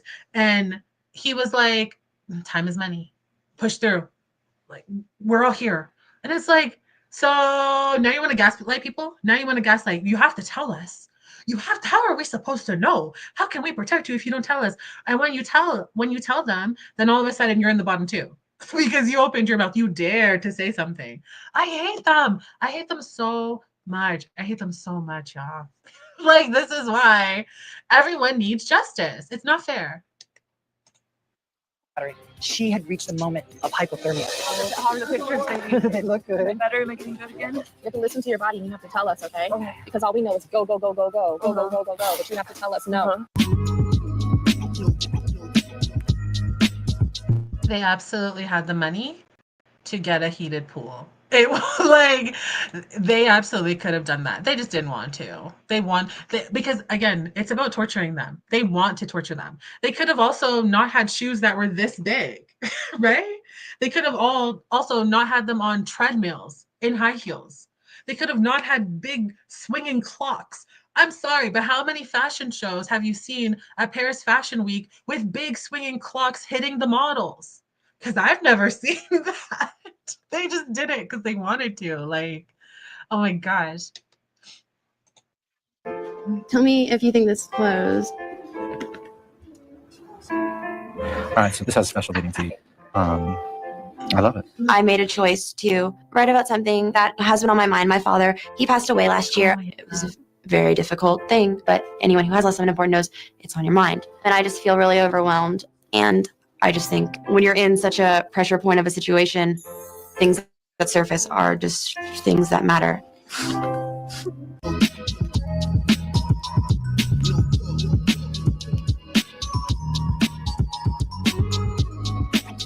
Last but not least, Allison. Allison, you're a north star. So bright. Would you get out of here?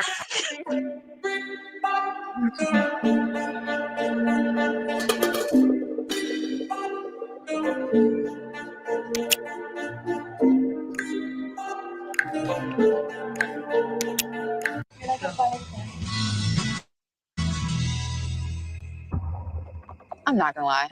It makes me uncomfortable as hell. Like, it freaks me out that she got something else different down there than me.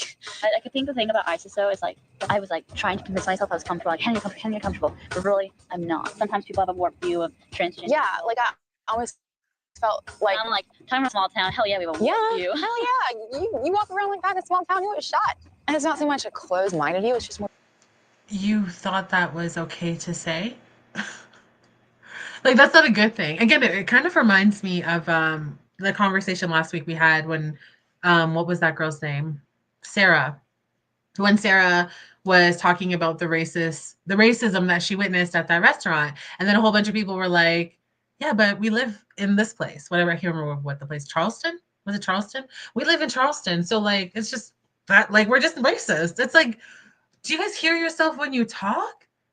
Literally, that feels like a threat. Literally, Lauren, that feels like a threat. If you walked around like that, mind you, like what? She's just walking around. She's not walking around like anything. She's just walking around, right? But no, I guess knowing, first of all, when I was younger, I could not, I don't even know if I really understood. Like I was not the brightest child, but I don't really even know if I understood everything that went on into the conversation of ISIS being trans, right? But I know for a fact I never thought like, oh my gosh, she has something different down there. And like, oh no, like it's scary for her to have something different down there and she could be shot for it. Why are you saying that like it's normal? She said it like it's a comment like, and then we went for ice cream. Crazy. More traditional. Coming from a good Southern family, I was really thrown back by ISIS. Growing up in the South, you don't exactly run into a he, she every day. ISIS has no place in this competition. And you guys are. And also they're jealous. I'm sorry, but a lot of them were just jealous because Isis, again, could model circles around all of those girls at the same time with ease while she was homeless. Okay? Okay, imagine if Isis got the resources and the support and everything that all of those girls had probably. Well, not all of them. I'm not going to say all of them because I'm sure all of them aren't bigots like that lady. But like she did. Imagine where Isis would have been in that competition if she had that kind of support. And you're jealous. You're jealous. Oh, Isis doesn't belong in this competition. Actually, I think you don't belong in this competition. And I don't even remember your name. Notice how we all know Isis? What was that girl's name? She was just on the screen. Someone tell me her name. Right. I don't remember. I mean, I don't remember many things. So you guys, someone will probably remember. But still, no one knows. Still spying on her. Remember, you're in the shot. This is the funniest thing that's in my head. Her like trying to be sexy. Reality is she's a man. Just work with it. Let it. Just ignore it. Just go. Damn, Isis, you need to shave, y'all. So hot, you're sweating a lot all over your body. You need some heat to burn off all that hair. I would not do that. Don't do that. I know what I'm here for. I've given up so much to be here. I'm not letting any of these girls get in the way of my dreams and what I'm here for. At first, the girls were bombarding me with questions about me transitioning from one gender to another. I'm like, okay, whatever. Let me just do it. How do you hide it? You had a swimsuit on. The magic of hey. Isis is over the top. America's Next Top Model is not going to be a drag queen. I'm sorry, it's not. Well, I mean, she wasn't a drag queen, so yeah. I guess she was right? Like, not the shady side eyes, a boy's name. Listen, as someone that has a unisex, mostly boy's name, we can use that as a insult. I agree. Yeah. I don't, right. It's a lot. It's a lot. She said, America's Next Top Model is not going to be a drag queen. They say things that don't even make sense. It didn't even make sense. Also, this is the fashion industry that you're talking about. That's what it never made sense to me why there's so many people that are homophobic or like queer phobic in general, right? Anyone that falls into the LGBTQ plus community, they're phobic of all of that. Yet a lot of designers and models and makeup artists and whoever else, other job titles and all, a lot of them are queer people. Like, why would you purposely go insert yourself into that and then be like, I don't even like the fact that that person is here. They don't deserve to be here. They're dramatic. They're dramatic because you're jealous. That's it. All of it came down to jealousy for all of them. And that's why they're all so fascinated. Also, there's an Asian girl from that season, and she was basically Awkwafina. Like, actually, it's crazy how many things are going on. What the hell? Bombastic side eye.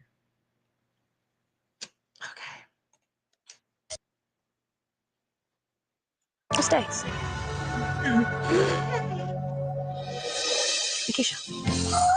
Wait, let's go back.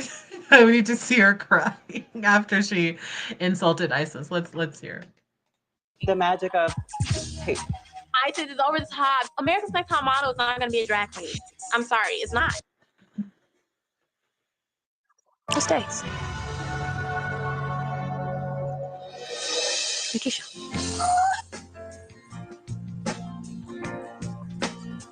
I'm so sorry. Look at God.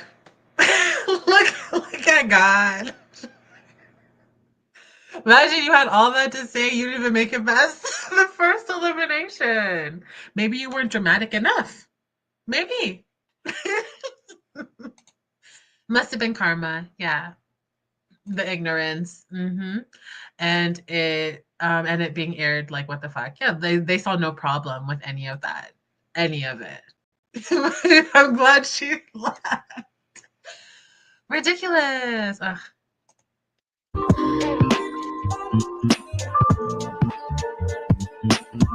Okay, this is like the scene with Yaya. I don't know in the last video how much they said or got into it, but it probably just glazed over it. So let's see what they did to Yaya. Yaya.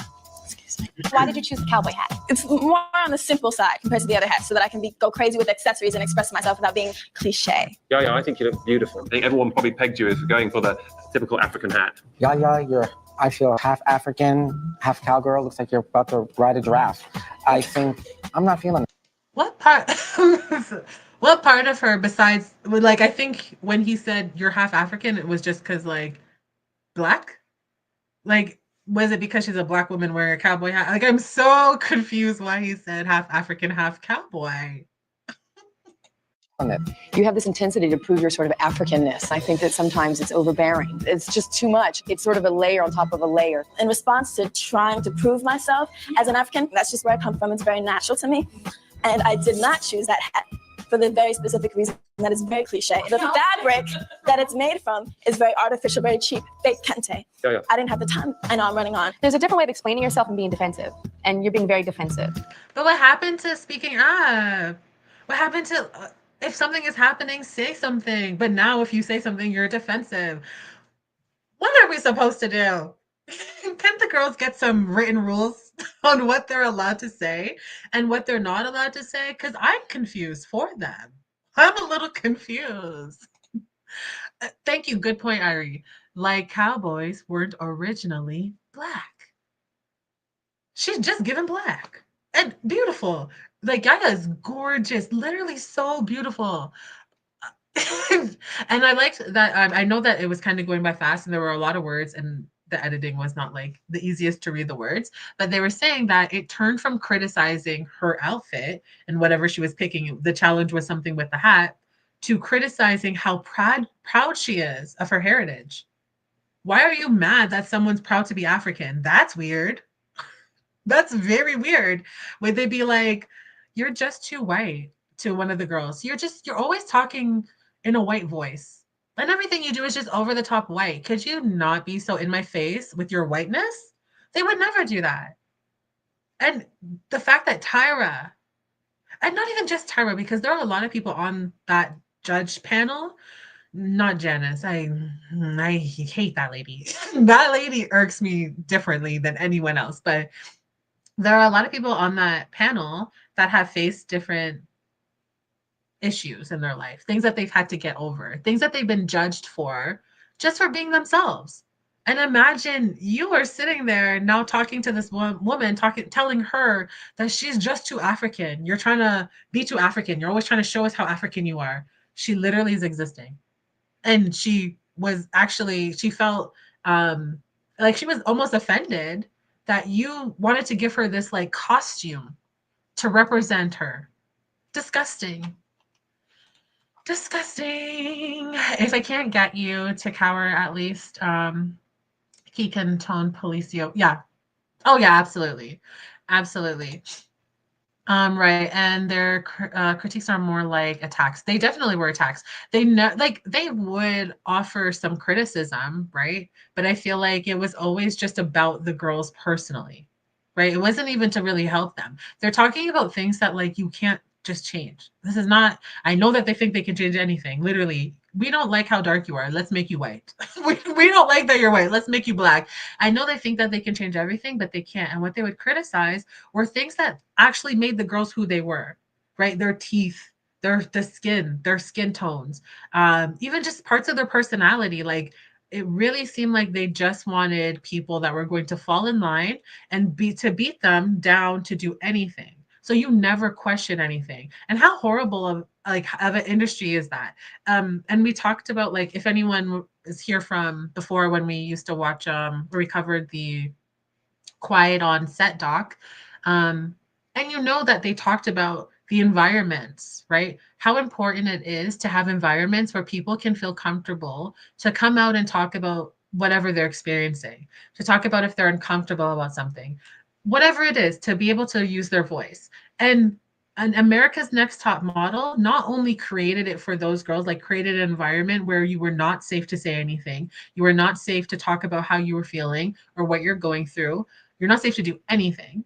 But then also we watched this and normalized it and thought, well, if you want the things that you want, and if you want to achieve what you want to achieve in life, you want to be an actress, you want to be a model, you want to do anything that's going to be in media or anything like that, you probably will just have to shut up and take it until you make a name for yourself. And then maybe you can speak up about it. Until you're in Tyra's position, then maybe you can talk about it. But until then, we don't want to hear you. But then also, if you die, we're going to blame you because why didn't you tell us? Oops. Like, you couldn't win. You could not win at all. At least it feels like that to you. Yeah. Damned if you do and damned if you don't. Absolutely. There's, again, just no winning. Yeah, it's very it's very personal stuff, and there's like no compassion. Yeah, absolutely. So I wish, one thing I hate about StreamYards is that, like, I need to make it a full screen, but then when I make it full screen, I can't see the comments. And it's like someone's just like looking like I'm like, I can't see. It's because it's so small. Ugh. Anyways, not your guys' fault. It's StreamYards, but also, can we take a step back and hold on, let me move this back. Can we take a step back and look at the fact that there was zero reason for all these fashion mini challenges? Absolutely. Absolutely. Like, why are they styling random? It was just another, thank you for your comment, Lauren. But it was just another, like someone said it before, a humiliation. It's like a humiliation thing, ritual. I feel like it was all just that, because I do believe, again, that they want to beat people into being submissive, so that you would go into the industry and you're not going to question anything. Because first of all, they're not going to make them do other photo shoots that are crazier than whatever they have them doing on America's Next Top Model. So whatever you're going out there to do, you're just going to shut up and do it. But then it also opens you up to being victimized and taken advantage of, because it's not only just like, oh, I'm not comfortable with heights, you know, and we're doing a photo shoot on a tower or something like that. I'm not comfortable with animals and we're doing a photo shoot with a whole bunch of different animals. But now you're working around a whole bunch of people and there's not cameras around to film you and your experience, right? The camera is only for the shoot and everything else is secretive. And you're around a bunch of people that might want to take advantage of you. And are you going to say something because you've already been conditioned to know that in your place, where you are as a model, your job is to look pretty and shut the fuck up. That's it. There's nothing else you need to do. Maybe get hit with a big swinging clock once in a blue moon. Okay. Maybe almost die of hypothermia once in a while. Just every blue moon, guys. Not asking a lot. But I feel like the show was like a way for them to condition them to just be comfortable with being abused, in all honesty. And then this, all under this like guise of like, but we're being progressive. It's more progression because the host is a Black woman. It's like, okay, she's checking and jiving, so absolutely not. Tyra was someone who felt like because she has to endure it, yeah, in her early years as a model, so does everyone else. Yeah, she absolutely is that person. Thank you, Pam. She absolutely is that person. And there's a lot of people like that, right? We still deal with people like that today that are like, why should a post-secondary be free? I had to pay for it. Why should you not have to pay for it? I hate people like that. Because if you, and then to have the audacity, Tyra has the audacity on top of it to act and pretend as if she is doing this to help make a way and a path for other women so that they don't have to go through the things that she went through. Because we all remember Tyra getting up on her show, taking off her clothes and just having her bathing suit on, talking about kiss my fat ass. You remember that? Right? Tyra wanted to be treated differently. And I do believe that Tyra did want to make things progress, but I think that Tyra had a lot of bitterness. She had a lot of things that she held in and she was very upset about, which is fair because I can only imagine the treatment that she faced coming from a time even earlier than America's Next Top Model. If America's Next Top Model was progressive, what did Tyra have to go through to get where she got to and to rise to the top like she did? As a Black woman at that, she probably had to go through a lot of horrible things. I'm not even gonna front, right? But then it's like, how do you turn around and see these young women that all look up to you? All of the girls looked up to Tyra. And then you want to hurt them because you feel like that's how they earn it. That's how they earn your place, by being tortured in the same ways that you were. And that's where I have to, that's where like my understanding and grace and empathy has to stop, because now it's no longer you just not knowing how to deal with your own issues and to process them and how to go forward in your industry that you still love and you still want to help. and to make it safer for everyone. But now it's you turning into the villain and using this as your legacy, right? Even till today, we watched that video at the beginning where she said, I'm not going to let a bunch of people on the internet pasting clips together ruin my legacy. Did they make the clips also? Did they use AI to invent it? Because that would be the only way where I'm like, yeah, that's just pasting together. But if we're showing you together, we're cutting out the extra stuff and just showing you where you were harmful, where you hurt people. And still, she doesn't get it. She still doesn't get it. And she still plays this victim like, I'm being attacked. You're not. The people are actually just starting to speak out. And that's why, again, I'm very, I don't want to say excited. I'm a little nervous actually to hear Yaya and what she has to say, because I can only imagine if she waited this long. One, it's what someone said earlier, NDA, to processing. And in the comment section of that video that we watched, there was another girl that was on America's Next Top Model that left a comment, and she said that it took her about 10 years before she could even look at a photo of herself again. That's disgusting. A gorgeous girl, beautiful, absolutely nothing wrong with her. But it took her 10 years to be able to even look at herself after just being on one show. That should not be acceptable or okay. Okay, sorry guys. I know you guys are talking and I'm so like yappy yap yap yap. Also, it felt so silly to me because they were like, you have to get used to it. But even as a kid, I was like, you wouldn't book a model who doesn't do nude to do nude. Yeah. I always wanted someone to say, yeah, exactly. Exactly that. Why would you purposely try to find models that aren't comfortable with the concepts that you're doing? Right? You would probably try to find, and I mean, I don't know how it works now, but I know before that there were models that were known to do nude and then models that weren't. And I know the industry is changing. I don't know if we even have like supermodels, how we used to have supermodels, but that is something that like they could have gotten around without forcing the girls to get nude. Model houses were also really terrible to live in. Yeah, they apparently did not. I think some of them, I don't know when it started where they started to pay them, but it was like $30 a day for their entire meals, all of their food. And then they also had to pay for like their own like shower stuff and like, and usually, and I don't want to say for America's Next Top Model specifically, because I might be blending stories from other shows.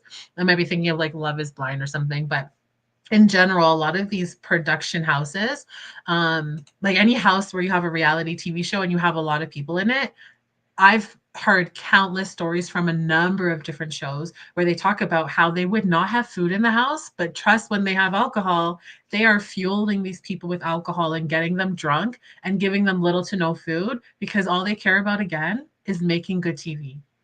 And shows have been sued for this. And again, I don't know how the outcomes have gone because I don't know, they're always so messy, but it's going to be interesting to see. I do think that there are going to be a lot more lawsuits coming out. A lot more lawsuits.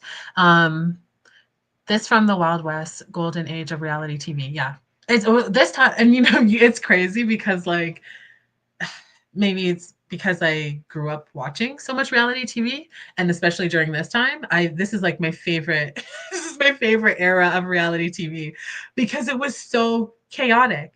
Every show was chaotic back then. I mean, like I used to watch all of them. Like I watched America's Next Top Model, American Idol, Survivor. I used to watch the Survivor, Big Brother, all of like the challenges, the Real World, all of those shows, anything on MTV. Anything on MTV I was watching, all of the TLs, everything, all of it. And they were all so deranged. There was like no normal reality TV shows back then. It was very much like, how can we push these people to get the best television ever? It was sick. Reality TV stars are treated terribly because they are considered volunteers instead of actors. Yeah. So they don't have the same legal protections. That makes a lot of sense. Thank you for sharing that, Lauren. Yeah, that makes absolutely a lot of sense. I think even like beyond just like the protections of them, I think even when people think about like like how they view actors versus reality TV stars. They look at actors as people that like you've worked to be where you are and you are deserving of respect because of that, even though like what are you doing? You're just performing, not to downplay acting. Listen, I love a performance, but let's not pretend that they're doctors. Let's not pretend that these are people saving people's lives. Then you've worked so hard to get to where you are. Like you're an actor. Okay. But then they'll look at reality TV stars and be like, you're trash, you're garbage. And that's how even like I think society looked at actors versus reality TV stars, even though a lot of reality TV stars are just actors, right? You think any of those people on Flavor Flav were real? Let's be for real. Those women did not want Flavor Flav. All of those women were acting, except for the white woman. What was her name? Jane. I remember. I can't remember the white woman that he ended up being with for a while, and he went back and forth between her and New York. None of those other women besides the white woman and New York wanted Flavor Flav. He is gross. Very nice man, apparently. Very nice man. But yeah, not really my style. Okay, we're gonna finish this, I promise. I'm not gonna keep talking. Yeah, oh wait, I read that. Okay. It's become a big problem specifically for reality TV and influencers like family bloggers, where the kids are completely taken advantage of. Yes, absolutely. And if you haven't seen was it last week we talked about that? Did we talk about it last week? Or no, oh yeah, okay, we touched on it. Yeah, so like recently we watched the Ruby Frankie documentary, the newest one that came out for Hulu. We watched it in Discord. And Lauren, if you're not in the Discord, I don't know if you are or not, but if you aren't, there is a link. I'll try to remember to post it in the comment section after this video wraps up. But you can join and we watch different things there. We just like agree what we want to watch and then we watch it. But we watched the Ruby Frankie documentary.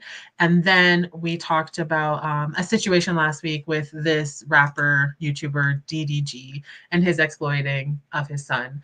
And it's that like, it is completely true. Like there are no protections for these people. Reality TV stars, it used to be them where people were like, these people have no protection and they're being exploited and blah, blah, blah. Now it's turning into people that are doing it in their own home and taking advantage of their children. It just makes you wonder like how far does it go? It's scary. Froggy, yes, Bridget, thank you. Bridget. Jane. Where did I get Jane from? Bridget and New York are the only women that wanted Flavor Flav. All of those other girls were actresses. That's it. Okay, let's finish this. Oh yeah, just let me go back a little just so we remember because I think it's been like me talking for 20 minutes straight. Let's watch Yaya. Very cheap, fake kente. Yeah. I didn't have the time. I know I'm running on. There's a different way of explaining yourself and being defensive, and you're being very defensive, and it's not attractive. Just because we had to talk about, Afrocentricity before, and it's kind of misunderstood. I'm all about like expressing yourself and your culture, but it's still done in a fashion way. You want your outfit to be, look at me, and this outfit is, look over there. Here's your best shot.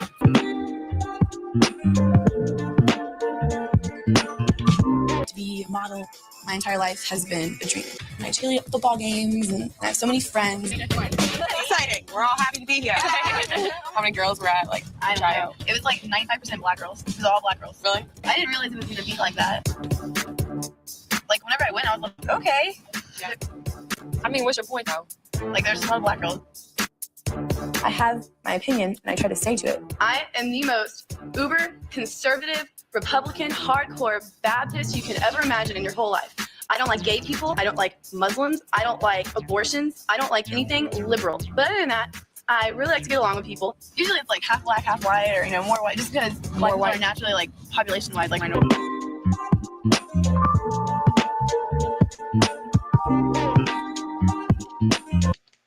So other than that, other than her just hating every single type of person out there, she's just like a really fun girly pop that loves to get along with people.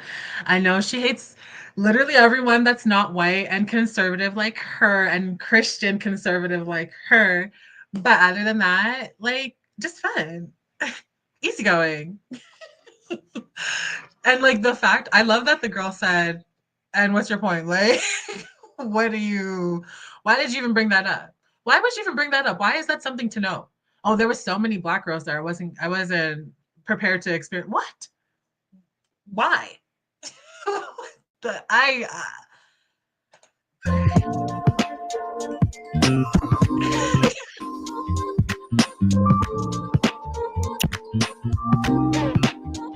Malagasy in Japanese, it might not even be a necessary exact of what they've worn even in the past. It's a fashion interpretation of it. Oh, that's really beautiful.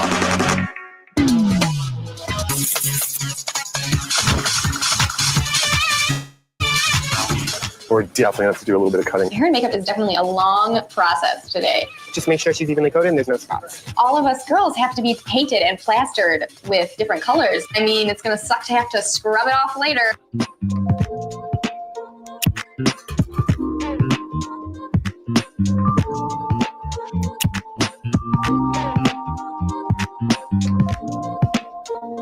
I want to be very clear. I in no way put my top models in blackface, she said. I'm a black woman. I am proud. I love my people and the struggle that we have gone through continues, and the last thing that I would ever do is be a part of something that degraded my race.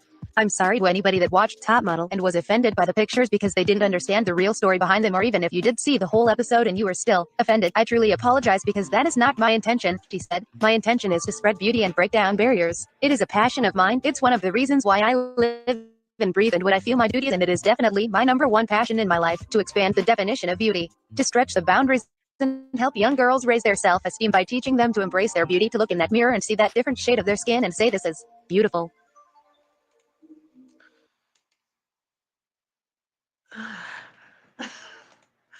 I'm just a little confused because she said she did not make them do blackface, but we saw them in blackface.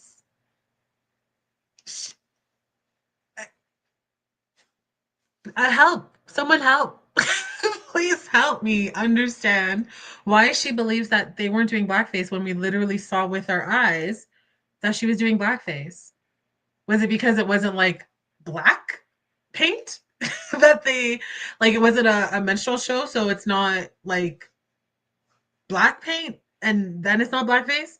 You painted white people brown and then said, I'm a black woman, I would never do that. I'm a proud black woman. We have faced up. Shut up. Shut up. And that's the thing I hate about Tyra the most, because every time she has these statements that are like, oh, I'm so sorry that this happened. I'm so sorry, blah, blah. But it's always an excuse. She always has an excuse for everything that she does, and she never takes actual accountability for literally anything. Literally anything. There's always some kind of reason. A mess. Listen, I think the next little while for Tyra, I don't think is going to be good for her at all. At all. She picked names out of a hat. I refuse to believe this. Apparently. It wasn't black, it was brown. Exactly. It wasn't blackface, it was brown face. That's okay. That's fine. Because, you know, most black people are actually brown. This is brown. I am brown. I did not have sexual relations with that woman. It's very much that. It's very much that. She's still 10 toes down. Hi, baby. I don't even think I said hi to you earlier. Hi, hope you're doing good. And Messy Boots the house down. Messy Boots the house down. She's so messy. And she stands in it. And she has like no shame and full audacity. Full audacity. I actually do feel like Tyra, I don't know, is this wrong to say? Like, I don't know if Tyra really does see herself as a black woman for real. Like, for real. And I know that she has, like, because again of the beef with her and Naomi, that she has a thing against dark-skinned black women. So I'm like, I wonder, you know, there are some black women that are like, they're black, but they're not like black. Like they're biracial. Like they'll say like they're biracial or something, but like she's not biracial. She's just black. And I still don't think she sees herself as black. Anyways, there was another season, maybe it was the UK, where there was a girl that actually looked very much like Naomi, dark skin, beautiful. They literally have like the same eyes, the eye shape, everything.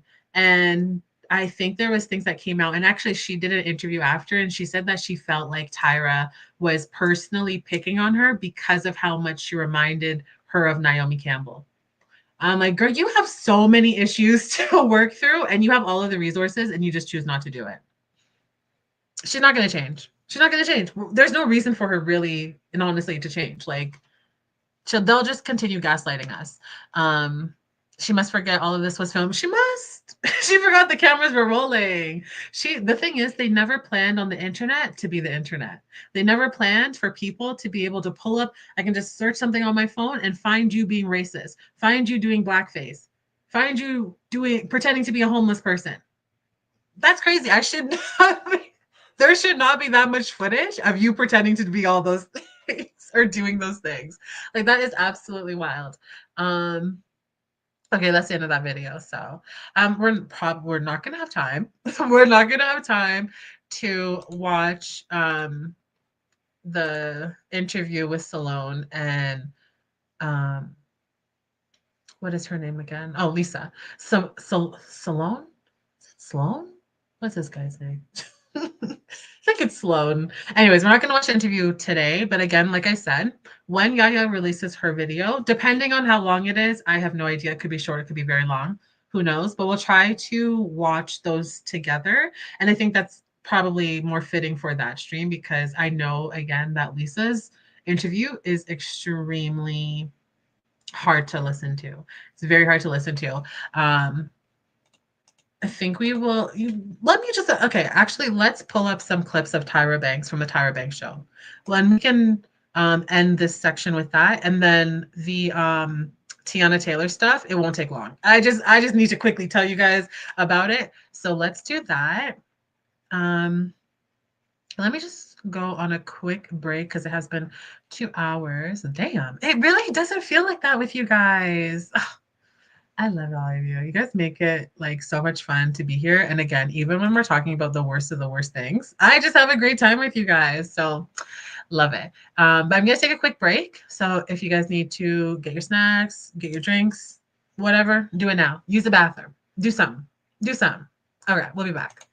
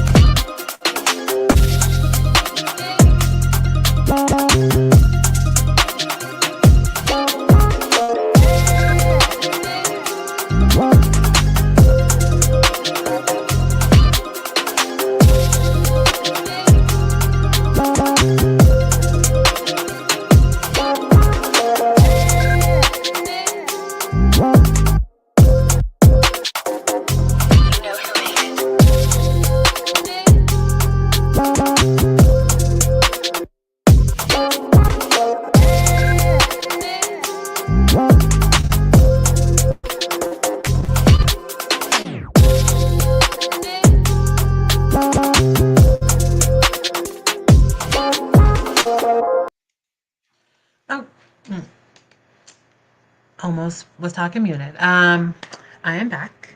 I didn't really go anywhere. I literally was just getting some clips ready, but hopefully you're back.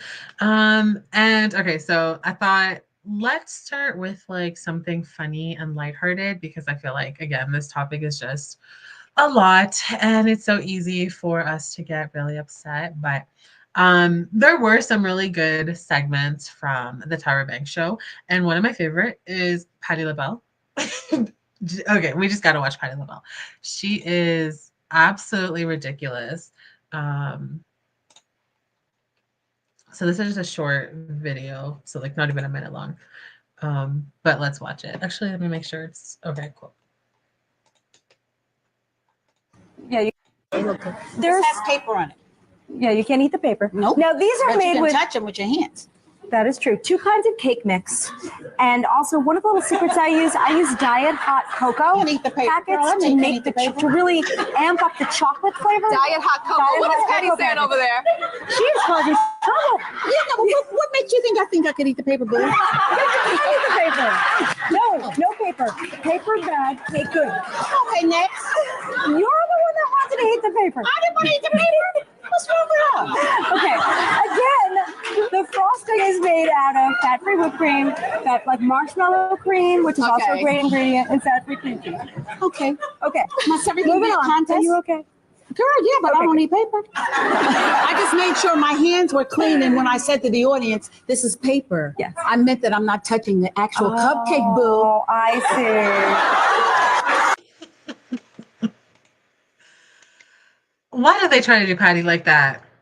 Why did that woman try to embarrass her? Was so condescending, as if she was a child. No, we can't eat the paper. Like, shut up.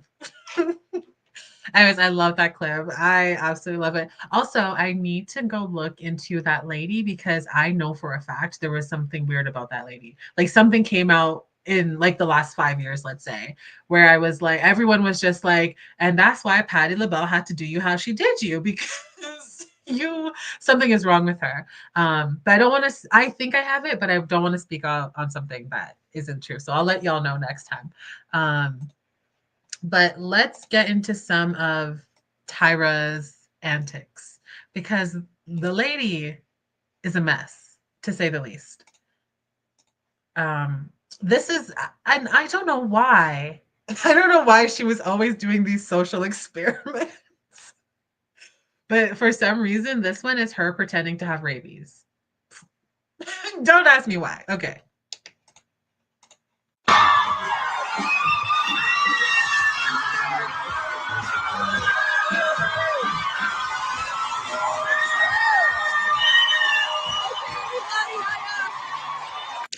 Thank you. That's who it was.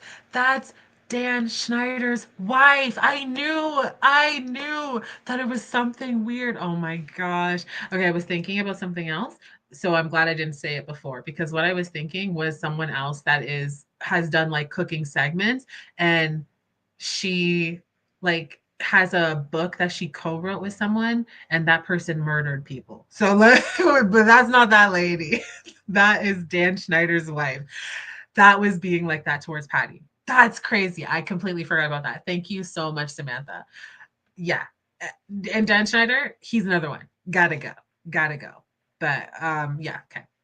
First of all, I want to apologize to everybody. I'm not 100% today. I'm not feeling great. I jog a lot in my neighborhood, and I was jogging today with some friends around my neighborhood, and a friggin' dog bit me. Yeah, he bit me like right here. So it's like a little weird right now. I had to get rushed to the hospital, and then the doctors are like, well, did the dog look like crazy or anything? And I'm like, well, he was angry and he, was like salivating. They're like, okay, was it like foamy salivating or was it? And I'm like, well, it was kind of foamy. And then they tested me and the dog has rabies and had to get a shot. Thank God it's not 20 years ago. If it was 20, 30 years ago, I would, it would be really, really bad. So I'm feeling a little weird, but I'm okay. I'm just thirsty. So can we pause for a second? Can I have some water? Sorry. Thanks. I can't show the name of the bottle. Come here, Sonia.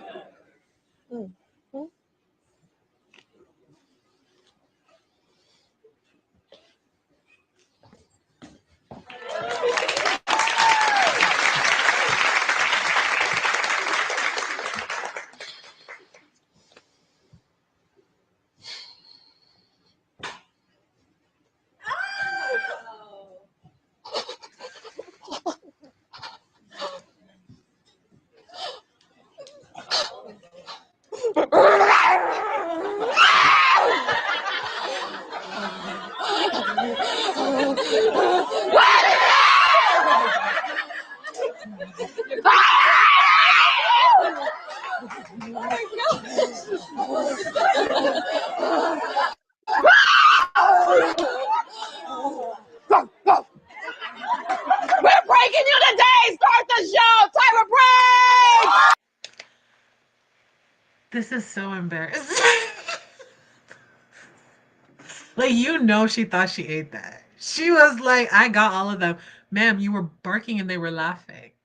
I don't know if they would really laugh if you actually had rabies. This is so unironically hilarious. And the thing is, she's not a good actress. I've never thought that she's been a good actress. She's so over the top, a grown-ass woman. A whole grown woman. All of that, the other woman, I don't know. I wonder if the woman that was sitting in the other chair knew that about the prank, because she literally was just like unwell, very unwell, very unwell.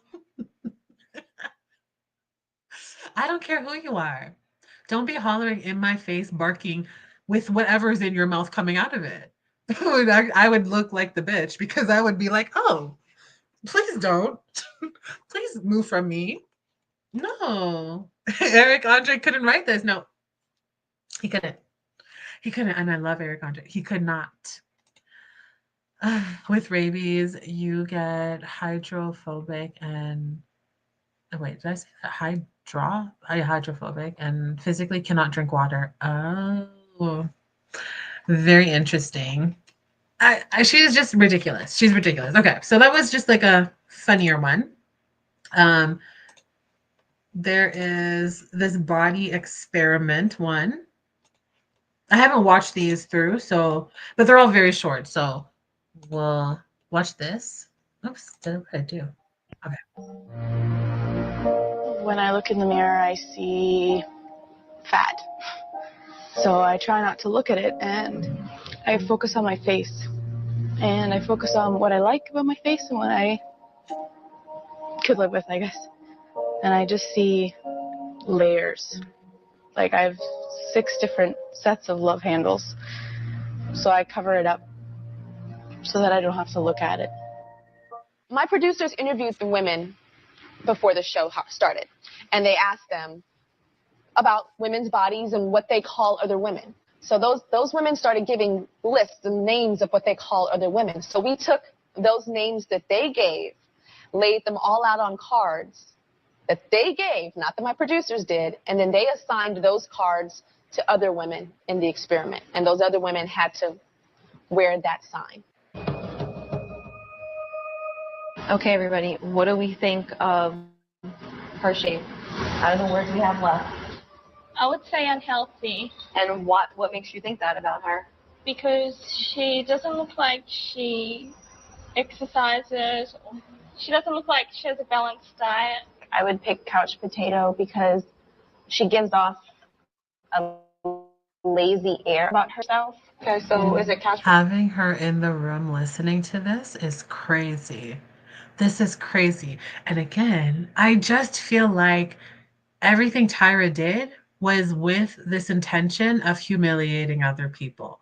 Because okay, I will say that this might have more of ability, like people watching this might take something away from this for real, right? But you're humiliating these people to have some message that you think that you're doing a good job by explaining it to people or showing it to people or trying to get like people to be empathetic towards others. But this is absolutely insane. In my opinion, I don't know. Potato guys? Yeah, I don't mind because I think couch potato suggests she's unhealthy. So it's 2 in 1. I'm happy to go with couch potato.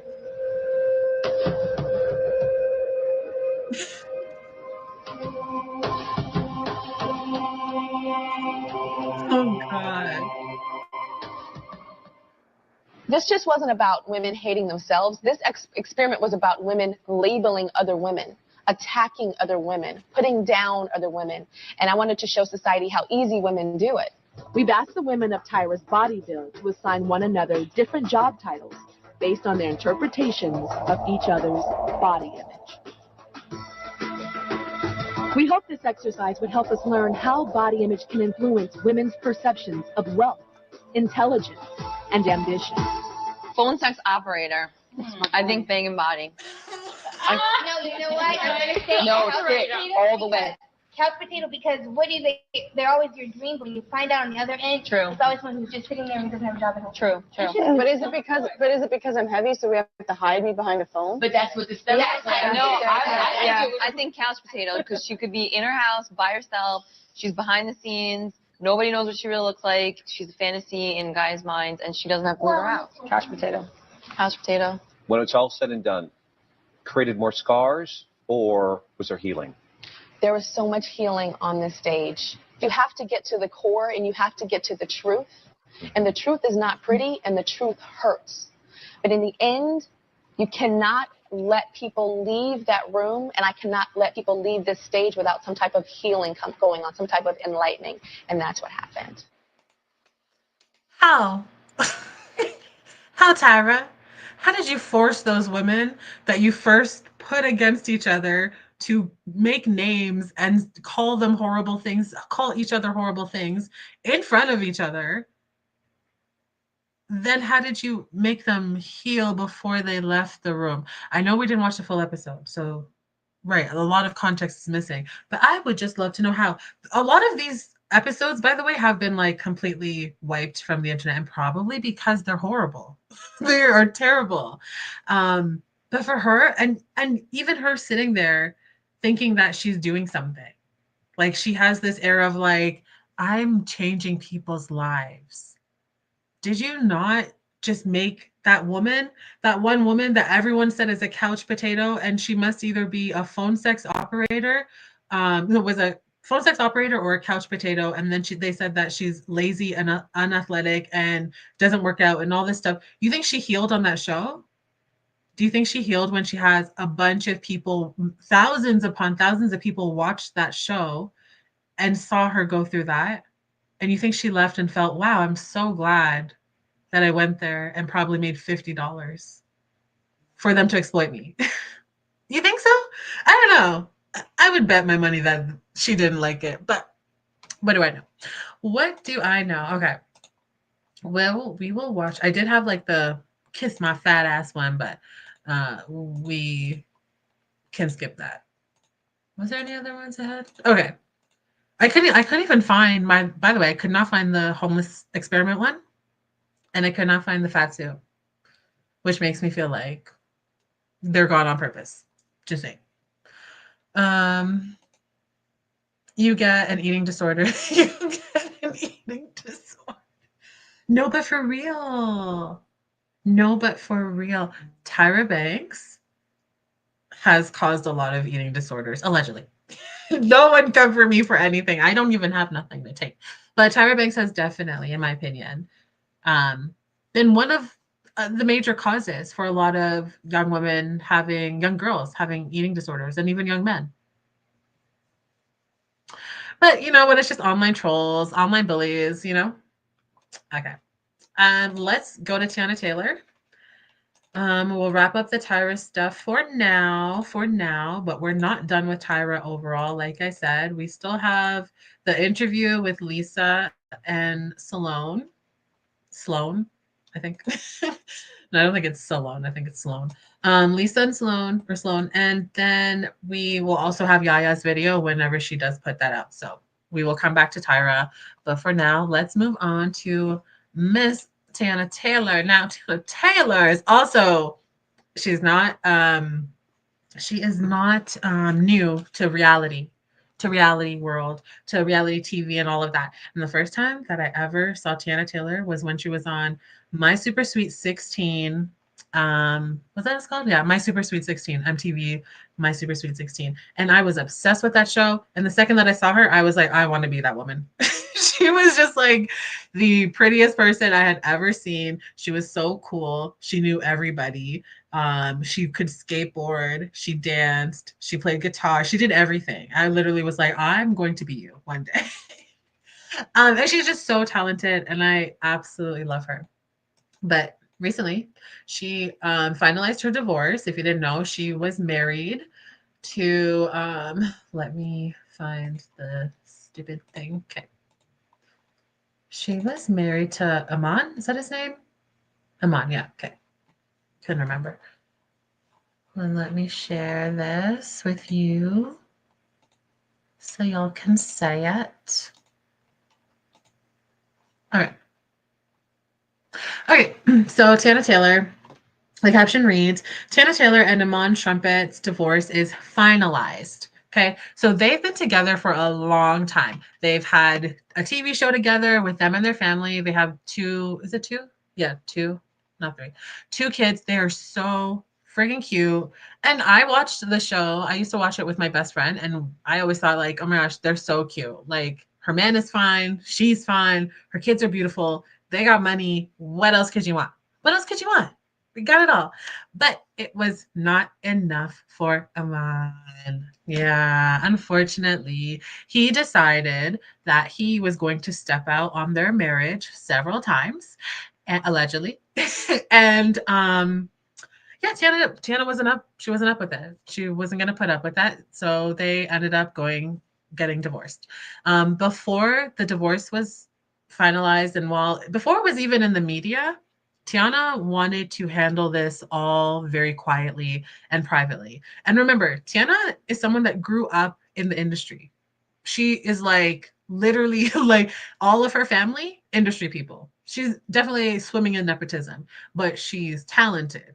And if you're a nepotism baby, all we ask is that you bring the talent. That's it. But and I don't even actually I don't let me not say it's nepotism because I don't even know if she's related or if she was just like found from a young age, but it was giving related. Anyways.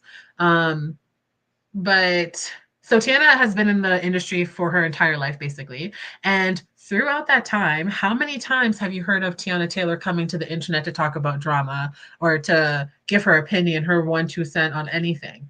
She doesn't do that. She's a very to herself person. And I feel like she comes from a group and a time where people were so much more reserved when it came to like their image and their appearance and like what they're willing to say. And celebrities weren't known. We didn't have access to them, right? So you would just see them pop out once in a while, and then that was it. We weren't on Twitter with them. We weren't on Instagram with them. So now, although that is how it is now, she's still not like that. You never really hear of her in any kind of drama or anything like that. And actually, the only time I ever hear of her in drama is because of this man. Because of this man. But so they ended up getting a divorce because he was cheating on her. And the wild thing about it is that they actually had an open relationship. So it was already open for other people to be in the relationship. And still, he decided to break the boundaries and go out even further. But luckily for Tiana, they had a prenup. And she also put a clause in there, a cheating clause, so that if anyone cheated, you're not getting shit. You're not getting nothing. And that is exactly what happened. And just also to add to it, before we even read everything that she got, to add to it, Aman is the one that actually decided to go after Tiana.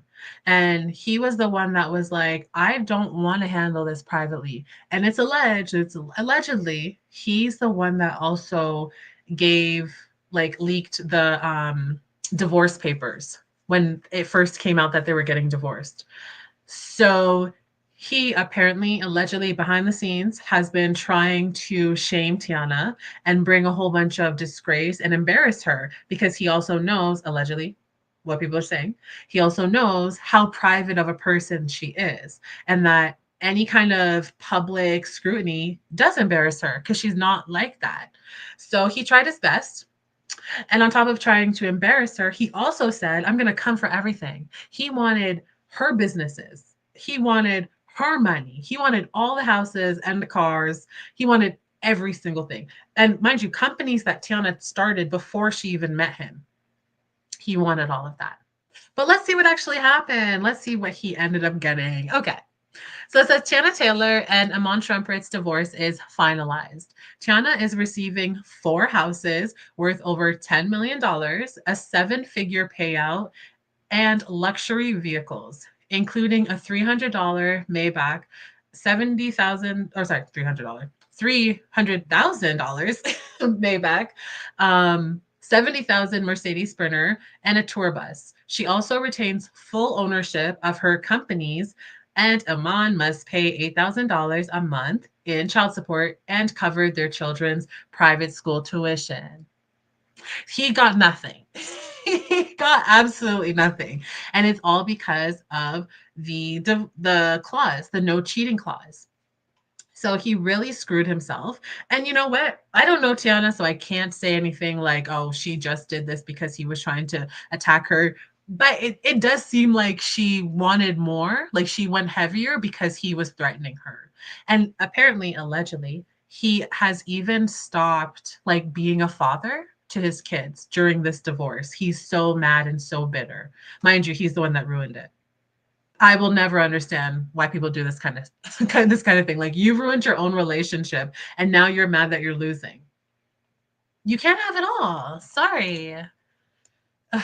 Oh my God. Remember when she fainted on the show just to scare the girls and see how they'd react? Oh, yes. Actually, okay, when it was playing, I don't know if you just sent this. Sometimes StreamYards is like very delayed. But when it was playing, I was thinking about that when she was like on the floor, Tyra, on the floor, like pretend, and all of the girls were like, "Oh my gosh, get her water!" They're all freaking out, and then she just like, "Ah!" I'm like, "Girl, you play too much." Oh, it's sent twice. I don't know if it's like it might be me. I'm not sure. Let me check my. Okay. Okay. Okay. I see what happened. Okay. Cool. Everything's fine. But yeah, Tyra is a mess. Tyra is absolutely a mess. So yeah, this is their divorce. It's finalized, and everyone has been talking about this. There's been a bunch of think pieces and all of that. And honestly, this is why I said it's going to be short because there's no need for a think piece. If you don't want to lose everything, especially knowing this man knew that there was a cheating clause in their prenup. You knew, and you still cheated. What did you think was going to happen? And then he had the audacity to try and intimidate her, make her feel uncomfortable, and go after her own companies that she built before she ever met this man, and go after everything that she had. And then you got nothing. So sad. Let me get, there's just a few other tweets. There's a few other tweets that I wanted to show. Okay. So this is Cindy. I love her commentary. She usually comments on social media stuff, celebrity stuff. And she says, Tana Taylor and Iman's divorce is exactly why you should put a cheating clause in that prenup, and is also why folks don't be wanting to put a cheating clause in that prenup. Folks don't want to face the consequences of their own action. And that's exactly how I feel about Iman, because you did this to yourself. And I don't know, and I do know that there will be men that feel sorry for him and that use this as another DDG. It's another DDG where it's, oh, look at, he was such a good dad and he was such a good husband, and like things happen in relationships, and if you're gonna leave after your man cheats one time, you're not a ride or die. Like, shut up. You knew, and you're a grown man. You're a grown man, and you wanted to get married, you wanted to have children, you want all these responsibilities, but you don't want to deal with the consequences when you act out and do whatever you did. Mind you, hold on, let me pause 1 second.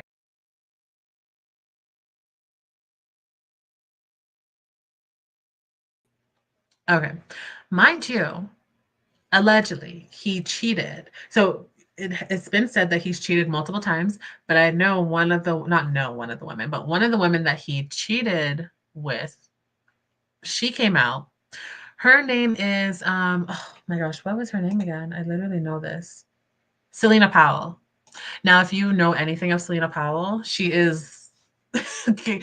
The reason I bring this up is because like you have access to so many women, and you could be cheating with a nurse that's not going to put your business out there, that's fine and happy to be your side piece, that you just give an extra $10,000 to every month.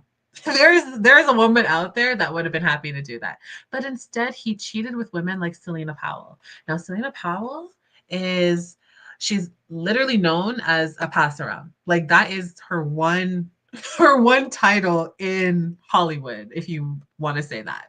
I can't remember the first, I think it was Gunna. It might have been Gunna that she had like some relationship with. And then since then, she's just went from rapper to rapper to rapper to rapper. And she calls herself this. This is not even like people just being derogatory. She's like self-proclaimed, I'm a thought, I'm a hoe, I'm a pass around, I'm a this and a that. And she's been linked to like a lot of celebrities, like Snoop Dogg. Snoop Dogg. Oh my gosh, there's so many. What's his name? Cardi B's man. What's that man's name? Her ex-husband.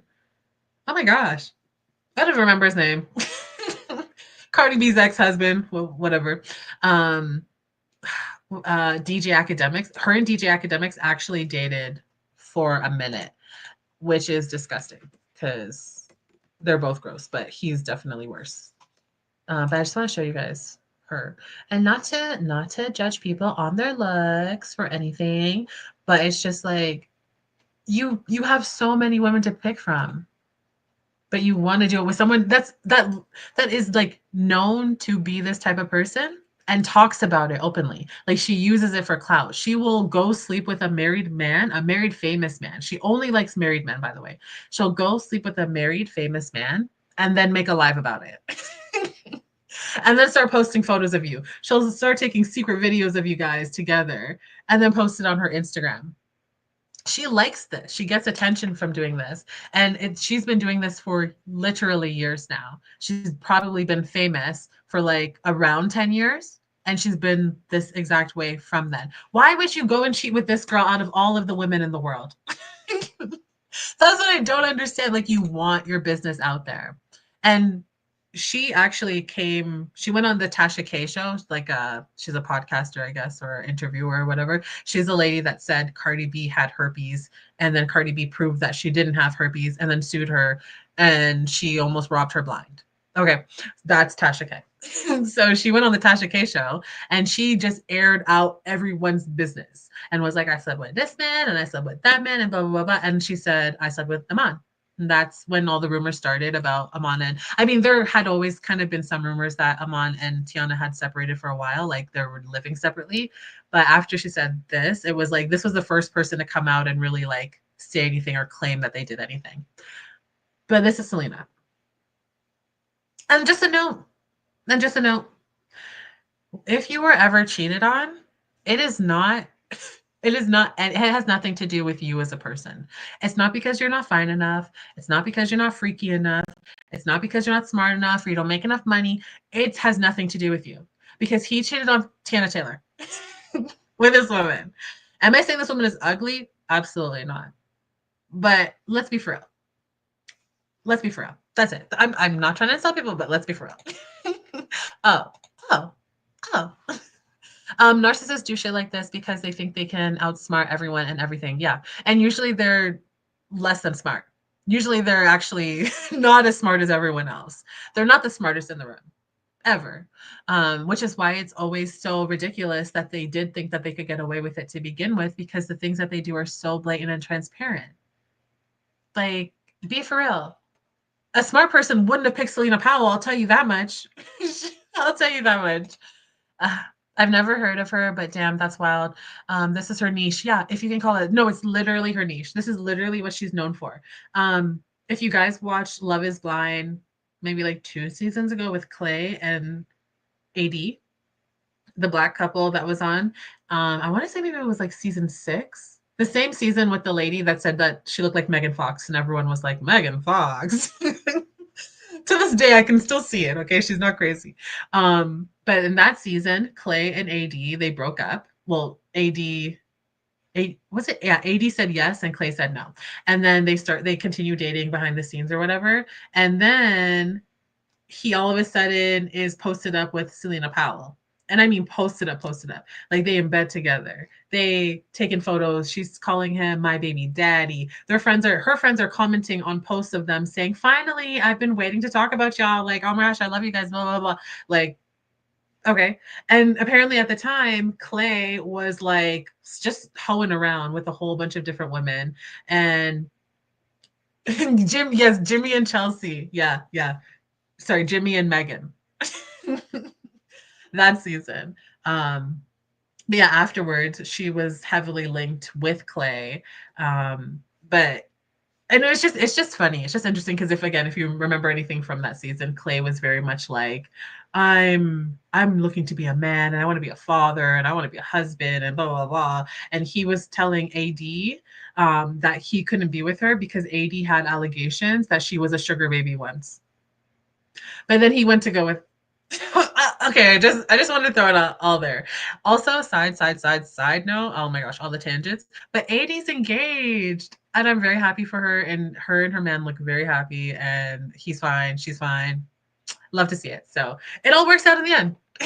Let the man leave you. Let the woman leave you because the person that's for you will be for you regardless. And you won't have to fight people. You won't have to fight Selena Powell for them. That is for sure. Okay, I just had a couple more tweets to show.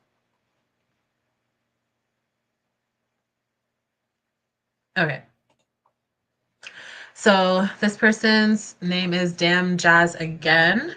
And they said, what's insane about the Iman Shumpert and Tiana Taylor situation is that the man actually had a prenuptial agreement, but he violated it with his public cheating antics. Then when she suggested splitting things evenly, listen to this.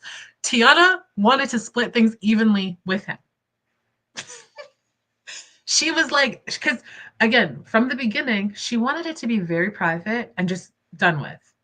It didn't sound like she was mad and bitter and holding on to stuff. She's the one that filed for divorce to begin with. She wanted out, right? And she just wanted it to be over with. And she was willing to give him half of majority of things besides her company. That's the only thing she didn't want to give him half on. And he said no. And then look, wanted to split things evenly. He wanted to go after her money, and now look, and now look at you. You look dumb. Oh boy. And I guess that's like really it for the Tiana stuff. As I said, it was gonna be fast because I just wanted to put that out there because I just thought it was actually hilarious. And just again, another situation where it's like we see a man that is just trying to be vindictive and trying to be negative and like harm or harass or negatively affect their partner or their ex-partner in these cases for whatever reason and however they can. And then it blows up in their face because you're not smarter than you think you're smarter than you are. I'm telling you, these people think that they're so much smarter than they are.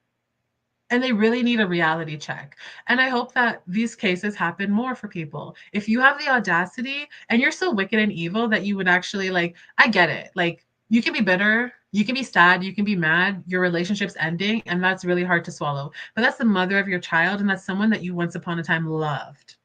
And now you want to harm her, you want to take all her stuff. I hate it. Hate to see it. Hate to see it. Let me see.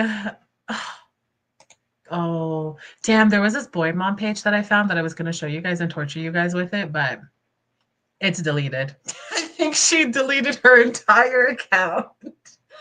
That's actually crazy. It's all gone. Oh my gosh. Okay, okay, we're going to watch one thing together and then that's it. And then I will let you go. I will let you be free. Oh, we're only 2.5 hours. That's not bad. I thought we were pushing like 4. So it's not bad at all. But just give me one sec to find this video. Okay, so it's this video that I'm going to show you is going to lead, I know for a fact, 1000% that it's going to lead to some other deep dive because this is the first time that I'm like witnessing. Sorry, I'm just seeing it again and it makes me laugh. Oh my gosh. Okay. This is the first time that I've ever really witnessed people that play VR, virtual reality. And I don't know if you guys know like what's really going on in the VR world. If you've ever used the internet like early 2000s, 2010s, when there was a lot of like chat rooms and forums, and like online games where you could like talk to each other like in a like a chat room game type thing, like Habbo Hotel or Club Penguin, or IMVU. I don't know if any of you have ever played or seen these things. Was it just me? I was definitely a teenager on all of those. I loved all of them. But this is I don't even know what to say. I don't even know what to say about this. The Dunning-Kruger effect in motion. Yeah, absolutely. I thought of Club Penguin, but I never really played those. Okay, so I mean, they were just like essentially they're just like online forums, or chat rooms, but you're like it's like a VR chat room. Like you have a character, you can dress your character, you can walk around, and you type and talk to people and all this stuff. So that's how it was then, right? But now we have VR, so it's like it's very much similar, but now the person is is actually playing as themselves, however they look on screen. So I found this account and I could not stop binging the videos because I literally every single time I was just like jaw on the floor. But it's this guy, he literally just goes into whatever VR world this is, and he just trolls all of the people. And at first I was like, oh, it's not that nice. Like, what do these people do to you? Like, they're just playing a game or whatever. But then things got like really, really weird. And I was like, you know what? Some of these people deserve it. Some of these people need, you know, when they say like bring back bullying, this is what they're talking about. Because I have never, like, okay, well, let's just watch one, and we'll see how y'all feel about it. Okay. Is there a caption for this one? No. Okay. Let's see. Oh. Live, I have a 30-second burn. I grabbed gasoline and drenched myself on it and grabbed the lighter and it just went through flames. What? And so after that, they life flighted me to a helicopter. Yeah. This girl just spilled her trauma to this guy, and he just said, yeah. I used to have a black wooden desk, and I looked under it one time, and I saw like 70 to 90 stains where I shot underneath my desk. And I was like, oh. Bring back bullying. Bring back bullying. What do you mean? You looked under your desk and you saw 90 cum stains. What does that even mean? No, like actually, what does that even mean? Someone help me. Someone help me. Excuse me? Ew, what? Someone help me. These people are wandering the world with us. Although I will say they're not actually wandering the world. They are definitely just in VR. There was another, let me see if I can find the one where let me see if I can find the one where the guy goes around and asks everyone how long, like what's the longest time you've been in VR consistently? And they're all like 48 hours, 72 hours, a week. Someone said 100 and something days. These people are staying in VR in their wearing their VR goggles and playing whatever for weeks, sometimes months. And apparently, now I haven't gone down the rabbit hole besides this one person's account. Okay, this is my entry into this. So I don't know everything. But apparently there's this thing called phantom syndrome, I think it's called. And essentially it's like when you've been wearing the VR goggles too long, when someone bumps into you in VR, you feel it in real life. Now I don't know. I don't know how true this is. Okay? But they were saying that I don't know. But they were saying, like, they were getting very upset at the people, like this guy, he would just go around bumping into people. And they're like, could you not? Like, people will get very upset about it. And they're like, back up from her. Mind you, they can't actually hurt each other. It's VR. It's all VR. So, like, they're just literally yelling at this man for bumping into these people. Here, we'll watch this one.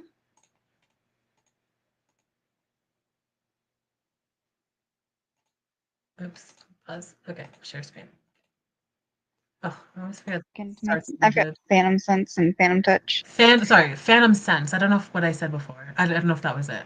Phantom Sense and Phantom Touch. And it's when, again, if someone bumps into you in VR, you feel it in real life. So there's people saying that they were getting assaulted in VR, and they're like, I was assaulted in real life. Like, they're just saying it's real life now. They're not even saying it's VR. And I don't know what world this is. I'm somewhat afraid, but also very intrigued. I kind of want to go in.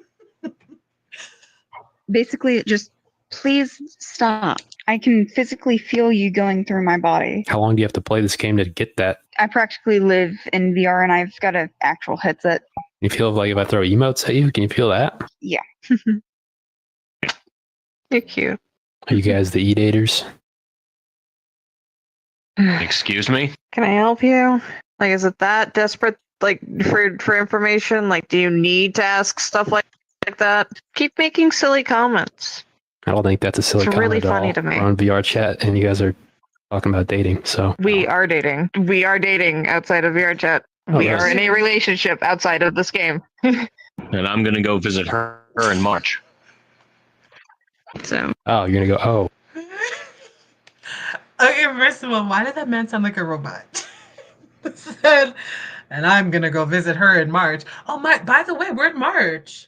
I hope that they're together and happy and thriving and VRing together, not just in VR, but in the same house VRing together. That's progress in your relationship, okay? Are they together? Probably not. He probably did not go to visit her in March, but this was the very first video I saw of it, and I was like, there's okay. Actually, at first, I thought the entire account was satire. I thought it was like them, like everyone's in on it. But there's so many videos where I was like, oh, this is real. About maybe half an hour, 20 minutes into scrolling, I was like, oh, I think this might be real. Let's here. Which one should I go to next? Oh, this girl was interesting, but I don't know, it was kind of weird. There's so many things. Oh my gosh, I don't even know where to start. Okay, we'll just watch this one. Can't remember. And I forgot to log in again, guys, but I will remember next time. The wrong fucking person, see what the fuck happens. I'll fucking do that to somebody. People don't leave me the fuck alone. Hey, can you put the camera down? No photos of me. I'm not taking no photos of you stupid fucking cunt. Why don't you come up here and make me then, you fucking piece of shit? I'm not fucking putting this fucking camera away. Hey, look at me. I'm taking a photo of you. I'm fucking not, you stupid retard. I'm trying to fucking stand. I'm not taking a fucking picture of you, you dumbass. Put the camera away. Nah. My camera, my fucking rules. I can have it out if I fucking want to. Don't you understand? I'm not taking any fucking pictures of you. Don't jump. Jeez. Dude, are you okay? Because the more I fucking talk to these retards, the more I'm gonna get fucking mad, the more I'm gonna go outside and fucking kill somebody. These are real people. I was very afraid. I was like, what is happening? Why are you, thank you. Why are you so aggressive and mad and angry right now? What is like, also, you can just take the goggles off, you know. You don't have to stay there. No one's forcing you to stay there. Chantal, Irie, they're crashing out over a VR camera. I'm sorry. We are cooked. We are so cooked as a society. There's so many of these videos. So yes, thank you. Remove yourself from the environment. It's not that serious. Like, or the thing is too, they can leave. Like I'm from what I've been gathering. I've never done VR, so I don't know. But from what I've been gathering is that they have all these different servers and someone can own the server and then people can go in there if it's open. And the person can also kick you out. So this guy, he gets kicked out a lot because his whole thing is just him trolling people. And a lot of them don't like that. There was one, I'll have to find it. It was weird though. It was a whole family, apparently. What I think actually they're cosplaying as a family because there's no way that these people can really exist as like this is just your mom and dad. But the mom apparently was there, the dad, the sister, and the brother. And the dad was like an anime girl with big titties. And like everyone else was like also anime-ish characters, but like the dad's one just really made me feel uncomfortable. And he kept saying, "That's my daughter. That's my daughter." And it was just, I don't know. It was giving meth. It was just giving meth. And I was so afraid. And I was like, these people really live on this planet with us. So I might have to give you guys a real deep dive. This was just like, here's a little taste. What are we thinking? Is it as crazy as I think it is? Do you think it's as crazy as I think it is? Because when I tell you, like, if anyone wants to go to the account and like start to go look at them yourself, proximity_chat. The videos just kept getting wilder and wilder and wilder. I can't even. But I would love to actually go and do a deep dive and like see what's really going on because I do think that there are a lot of people that are sick and unwell that are using this as some type of like coping method to not deal with the real world. But then it's just like a bunch of these people in VR like raging and also doing some very questionable things. There was one guy that he caught who like was wearing like the straps you can like use for your kid, like if you want to hold your kid or like strap them to your body. He was wearing one of those with a woman that was cosplaying as his daughter. What is that about? Someone tell me what that's about. She literally was like goo gaga. And he was like, "That's my daughter." And the guy kept following him, trying to like record them. And they were running away. And he kept saying, "That's my daughter." I was afraid. So when things scare me, I want to know more. So I think I will definitely be taking a deep dive. I understand many of you might not come along this journey, and maybe it won't even be a stream. It might just be my own personal deep dive. But I need to know. I have so many questions, and I need to know. Where is his mom? Thank you. Where is his mother? Where is his mother? It's like that Tyler the Creator tweet about bullying. Just turn the computer off, walk away, and go outside. Yeah, being online bullied is the stupidest thing. Just log off. Go outside. Touch grass. This is that. Just take it off. And like also stop complaining about like the phantom stuff. Maybe take a break. Maybe that's your body telling you you need to unplug from VR and smell some real fresh air. I don't know. You stay right here. We are almost done, sir. Kindly. We're almost done. You've seen enough. For real though. Oh my gosh. That's performance art. I wish. I really, really genuinely do wish that. But this has been my latest fixation, so I had to share it with you guys. It is what it is. But I hope you guys enjoyed today's stream. I hope that we had I think we did have some good productive conversations, just kind of refreshing our memory on the whole Tyra Banks thing, America's Next Top Model, the horrendous treatment. And I loved that we were all going back and forth because even though I had like researched into this, not deep dive or anything, but because I grew up watching it, I was like, I just need a refresher. And I watched all that. And then still, you guys brought up things that I was like, oh my God, yeah, like I completely forgot about this. So many things happened. And again, it was 24 years of multiple people's different experiences and things that we saw on camera. And then imagine what we didn't see on camera. Right. So thank you guys for always participating. I love it. And I love when I don't have to threaten you to like the stream. So if you're still here and you haven't liked it, I'm not going to threaten you. But just know, in my mind, I'm saying things. So like it. Just like it for me. Just like it. It helps me. I could never see enough of you. Stop. Thank you. Irie, thank you. Thumbs up the stream, y'all. Thumbs up the stream. Give it a like. And also on your way out, if you could do me a solid by when the stream ends, just leave a comment. Just leave a comment. It just helps my algorithm again. I am trying so hard to get to 1,000 subs, which is wild. Sounds scary, but I'm trying to get to 1,000 subs by what are we in March? By like mid-April. Like in a month.